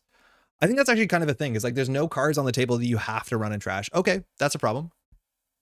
Oh, it's so good. Oh, Trick Shot's so good against asset spam. Holy crap. Oh, that's disgusting. So Lobosomin, not only is it a decoder, it's a fractor, so ping goes down. That being said, we can give a tag here. It does have 7 credits, but we'll take the ping. 50 is good against RD lock. It's okay against RD lock. It's not great against Cataloger, but it's not bad. It looks like Cohort's going to survive another turn. We just need to get an ice in front of this, but no, actually into Lobosomin. Lobosomin is, again, is also just so good in Kid because Kid makes code gates happen, so you're always charging this. Like, getting locked out of this in non-Kid is maybe a reality. I don't think we can afford the trash to telework. Do we Cohort something here? What's the cost to break this? 3? What's the cost to break this? I don't think. I guess. Oh, it's so fun. Lobby and Orca. Yeah, Orca's going to come down for sure. But I thought you'd have to put like a panic fractor. I don't think you do. In Kit, I don't think you do. If you're playing not Kit, I think you might need a panic, like plug it in Golo and have more MU. But this deck is really good. I'll show you the version we have built up. It's probably very similar to this. It's sad that you can't play this Breaker Suite in startup. Yeah, the fact that Orca's slightly off. It's also a weird thing, like balancing cards about their install costs is a really tricky thing to do in Netrunner. What do we, Arella? A Bologna would be fine, thinking. Because Cohort is still a fast advance too. Let's find a Bologna. Spin Doctor, Cohort, Mest, and Chesvo. I think we'll do a Cohort. Spin Doctor's okay against a Cataloger with 1.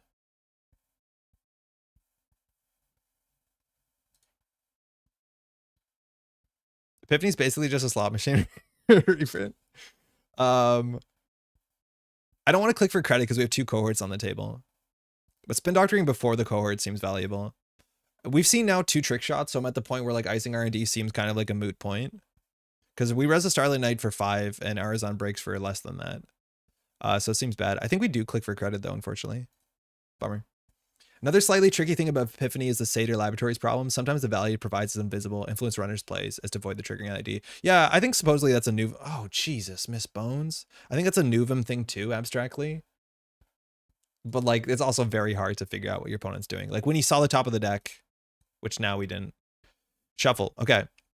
So we want to get Restore back in. We want to leave 1 Holo Man in the deck. Federal fundraising might have been better. Clear the tag with Miss Bones. Okay. So now we actually care about ice. We're going to get pulled apart. This is going to be tricky. So what can we possibly do? We want to draw a Restore. Cohort. Let's get rid of the Starlit Knight. Okay, we have Stoke the Embers. We would like that not in our hand. So this is broken for 1 credit. Missed a chest foe. This is where you want to draw a Restore because we want to cohort this. Appreciate the ID feels more interactive. Yeah, it is interesting. It definitely is interesting. Like we could Epiphany here to see if there's a Restore upcoming. I feel like the deck needs more real ice. Toll Booth, maybe Funhouse. Maybe Funhouse is annoying enough. Maybe, but ice is obviously, I think, just hard in NBN right now, unless you're playing Hyper Glacier. Because like you generally want to just play as little ice as possible and just play more assets because the ice does not fare that well. It's just like the barrier slot's really rough. The co-gate slot's not bad. It is technically a fractor, so like wraparound is not even that good into the werewolf.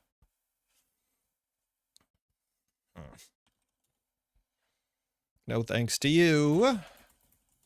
So we can do Mesta Chestfo on server. Let's hit the button. Cohort is on the top. Hydra Remastered Edition.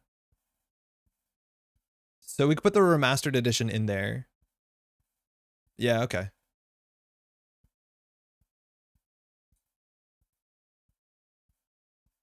Do we advance this once?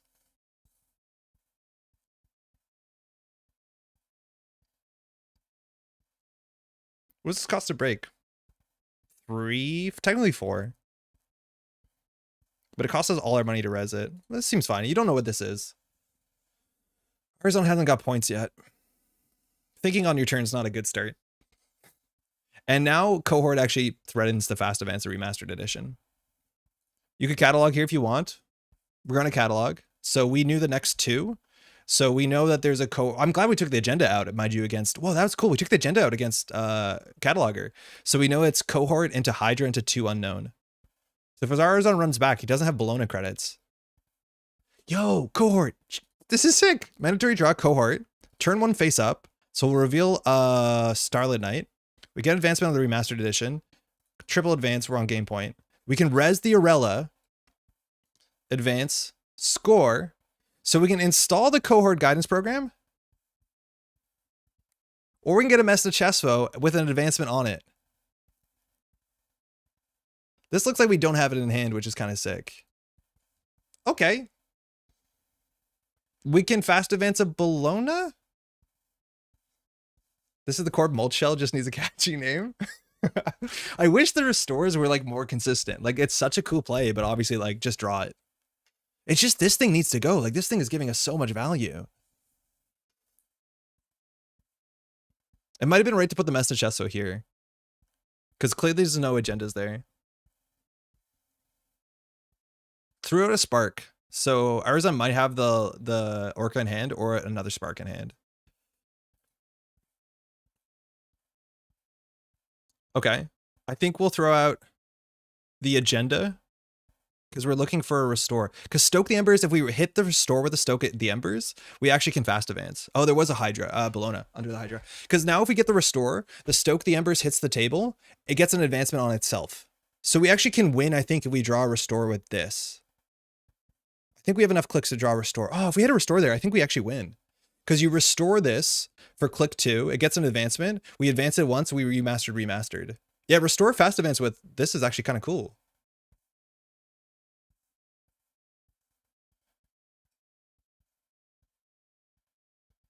I'll draw once more. I think we put another cohort on the table.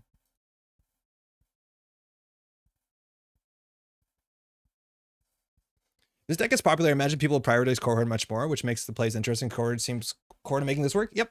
Yep. It's really good. It's our NEH tempo. But it is really cool for the bin synergy. I must have missed a 20-minute monologue why you declined to play Kakarembo based on principle. No, I didn't on principle. Oh, we can still win here. We just have to draw restore 3 and 22.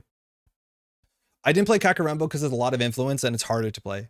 Like restore, Kakarembo doesn't work with you don't have clicks to play Kakarembo into Holo Man because it's your whole turn. You could play Kakarembo with the sudden commandment. Restore 1 time. Restore 1 time. Damn. Why does this deck feel like a thing? Or do you think we're just high rolling card? I think it's a thing. I think it is a thing, but people don't know how to play it. Why not push Bologna? I think we could. I think with his money, we probably should. I'm trying to do the cool thing. Vishal, how's it going? But we could do Bologna in Arella server. We don't have to advance it because of the 2 remastered, and so we can advance the Mesta Chespo. We can also push out a Vlad Grid, because Vlad Grid with the remasters is also pretty strong. But I think we should push the Bologna. We could also Epiphany to see if we're drawing into, like, what could we... Oh, but we don't want to score out this thing. Yeah, it doesn't win. So restore wins off of Bologna, I'm pretty no, it doesn't. Burner's coming. You're not wrong. Yeah, you're not wrong, actually. But that's fine. We don't need our hand. Federal fundraising is important. We'll advance this once. I respect wanting to do the cool thing. Carry on. Yeah, I realize that it doesn't win this the game, and we have to score our 4 agendas, which sucks. So we should go for the Bologna a bit more. But yeah, the burner comes here. I think it's okay. We have a Spin Doctor to shuffle. We don't need the cards in our hand.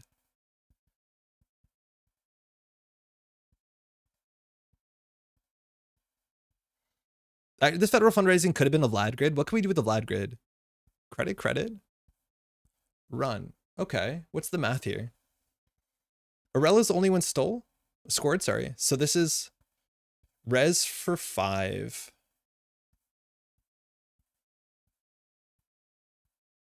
Do we Spin Doctor Holo Man back in?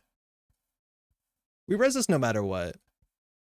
So this is break for 4. This is 5. He actually is 1 credit short, if I'm not mistaken.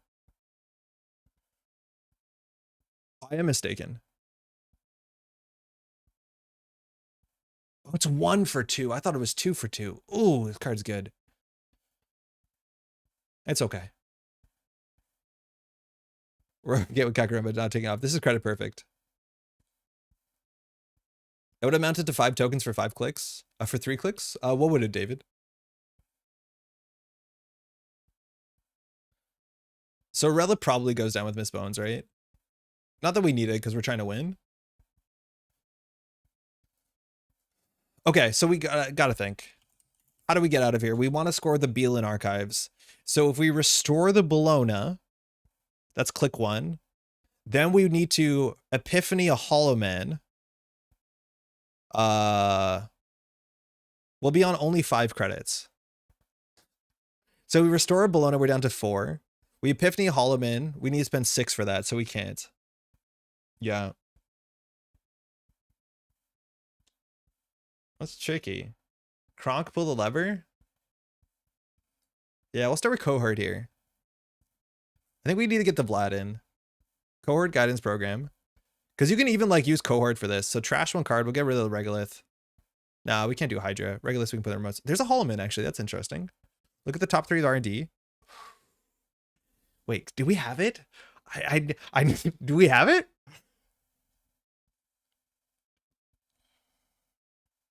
We probably don't, but we want to get the Holo Man behind this, and we need to advance this once. So we can draw a Hedge Fund, Restore, Advance. Install Bologna from HQ, no longer there. Click to advance. Click to use Holo Man for 2 counters. Use both remaster tokens to score. But can we do with Holo Man? Can we install Holo Man, restore the agenda? It's just money is short. Because like this costs 6, restore is 7, and then we have to advance it 8. We're short 3 credits. Now it makes me feel like I'm unable to count to 5. Me too, for real. Like Clearly, I've had problems counting to 5. Done. Draw a card. Okay. Yeah, not anymore. We might have had it before. So now we want to keep the Holo Man in hand, and we just need to keep, like, the table busy.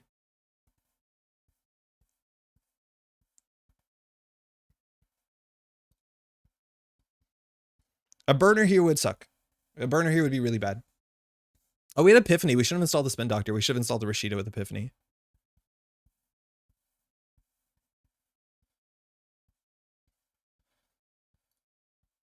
I think we let him trash that. Because otherwise we have to trash the Spin Doctor. Yeah, he doesn't. There you go. That makes sense.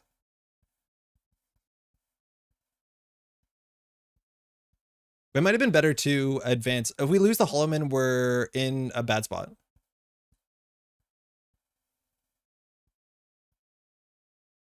That's game. I think we got it. I think we finally got it.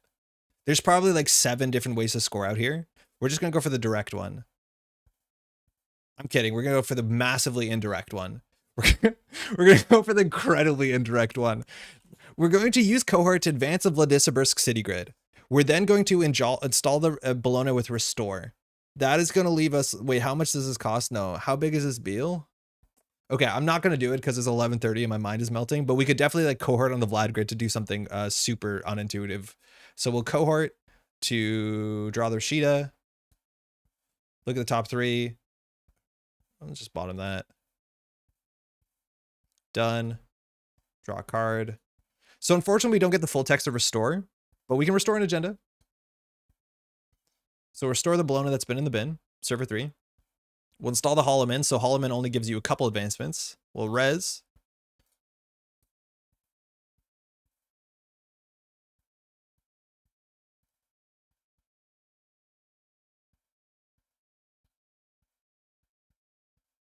What happened?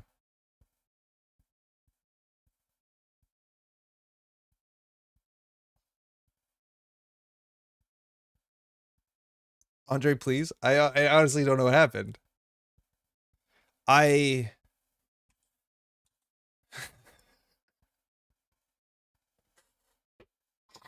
This deck is genuinely good.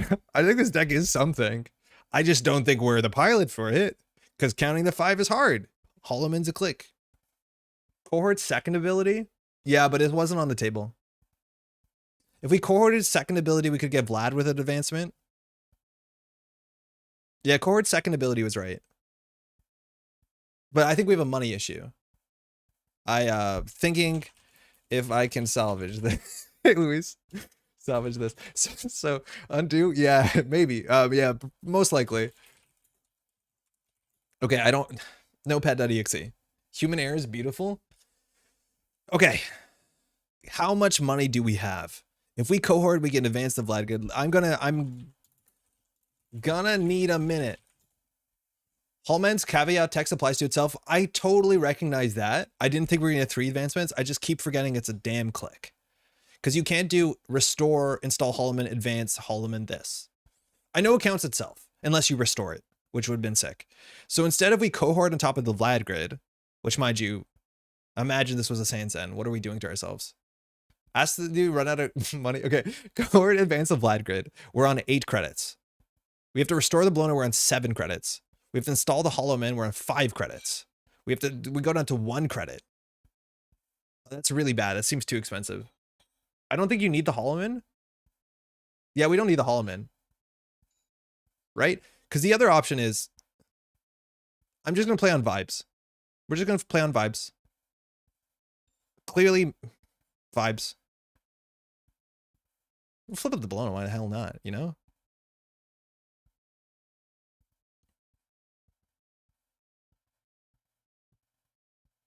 I did this wrong. It'll say, do you want to do it again? Yeah, that's why that button is there.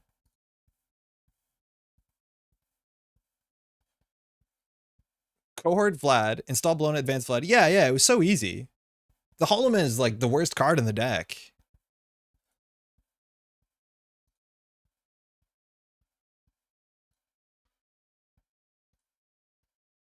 Seriously, like, come on. Holo Man? More like Astro Train. Jeez, that thing has text on it. And a whole click action. Hey Conrad, how's it going? I read your name. It's on the thing. It's on the thing. Agenda advance, score 5-3, advance a region. Yeah, that's it. This card is sick. I think people have to trash it. I don't think Alex should have left this for the whole game. Obviously, it's behind ice, and that was scary, especially because Kit, like, you need to draw into your thing and the thing. But, like, the deck has some really cool lines, and it's cool that it plays with weird cards to build an engine that actually makes something. Yeah.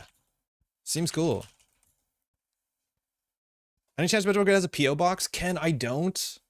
I looked into it. Firstly, that's very kind if you're on to offer something to send me. I need to look into it again, but last time I looked into it, it was like $70 a month in Canada, which seemed like not an appropriate use of money. But I'll let you know if that changes. I appreciate it. Oh, I reckoned you might be on that. Are you on Ashen? So a lot of these decks are like on prepaid, maybe on Turning Wheel, then on Ashen, because they're a prepaid engine. And once they get to the bottom of the deck, yeah, you're on Ashen. I've seen this sort of deck archetype before. I think it's really good. I can show you the one I have. We might play it tomorrow, so maybe I'll leave that as a secret for tomorrow's stream. Oh, super cool. But yeah, this is like a very strong shell. I think my deck is probably card for card this. Yeah.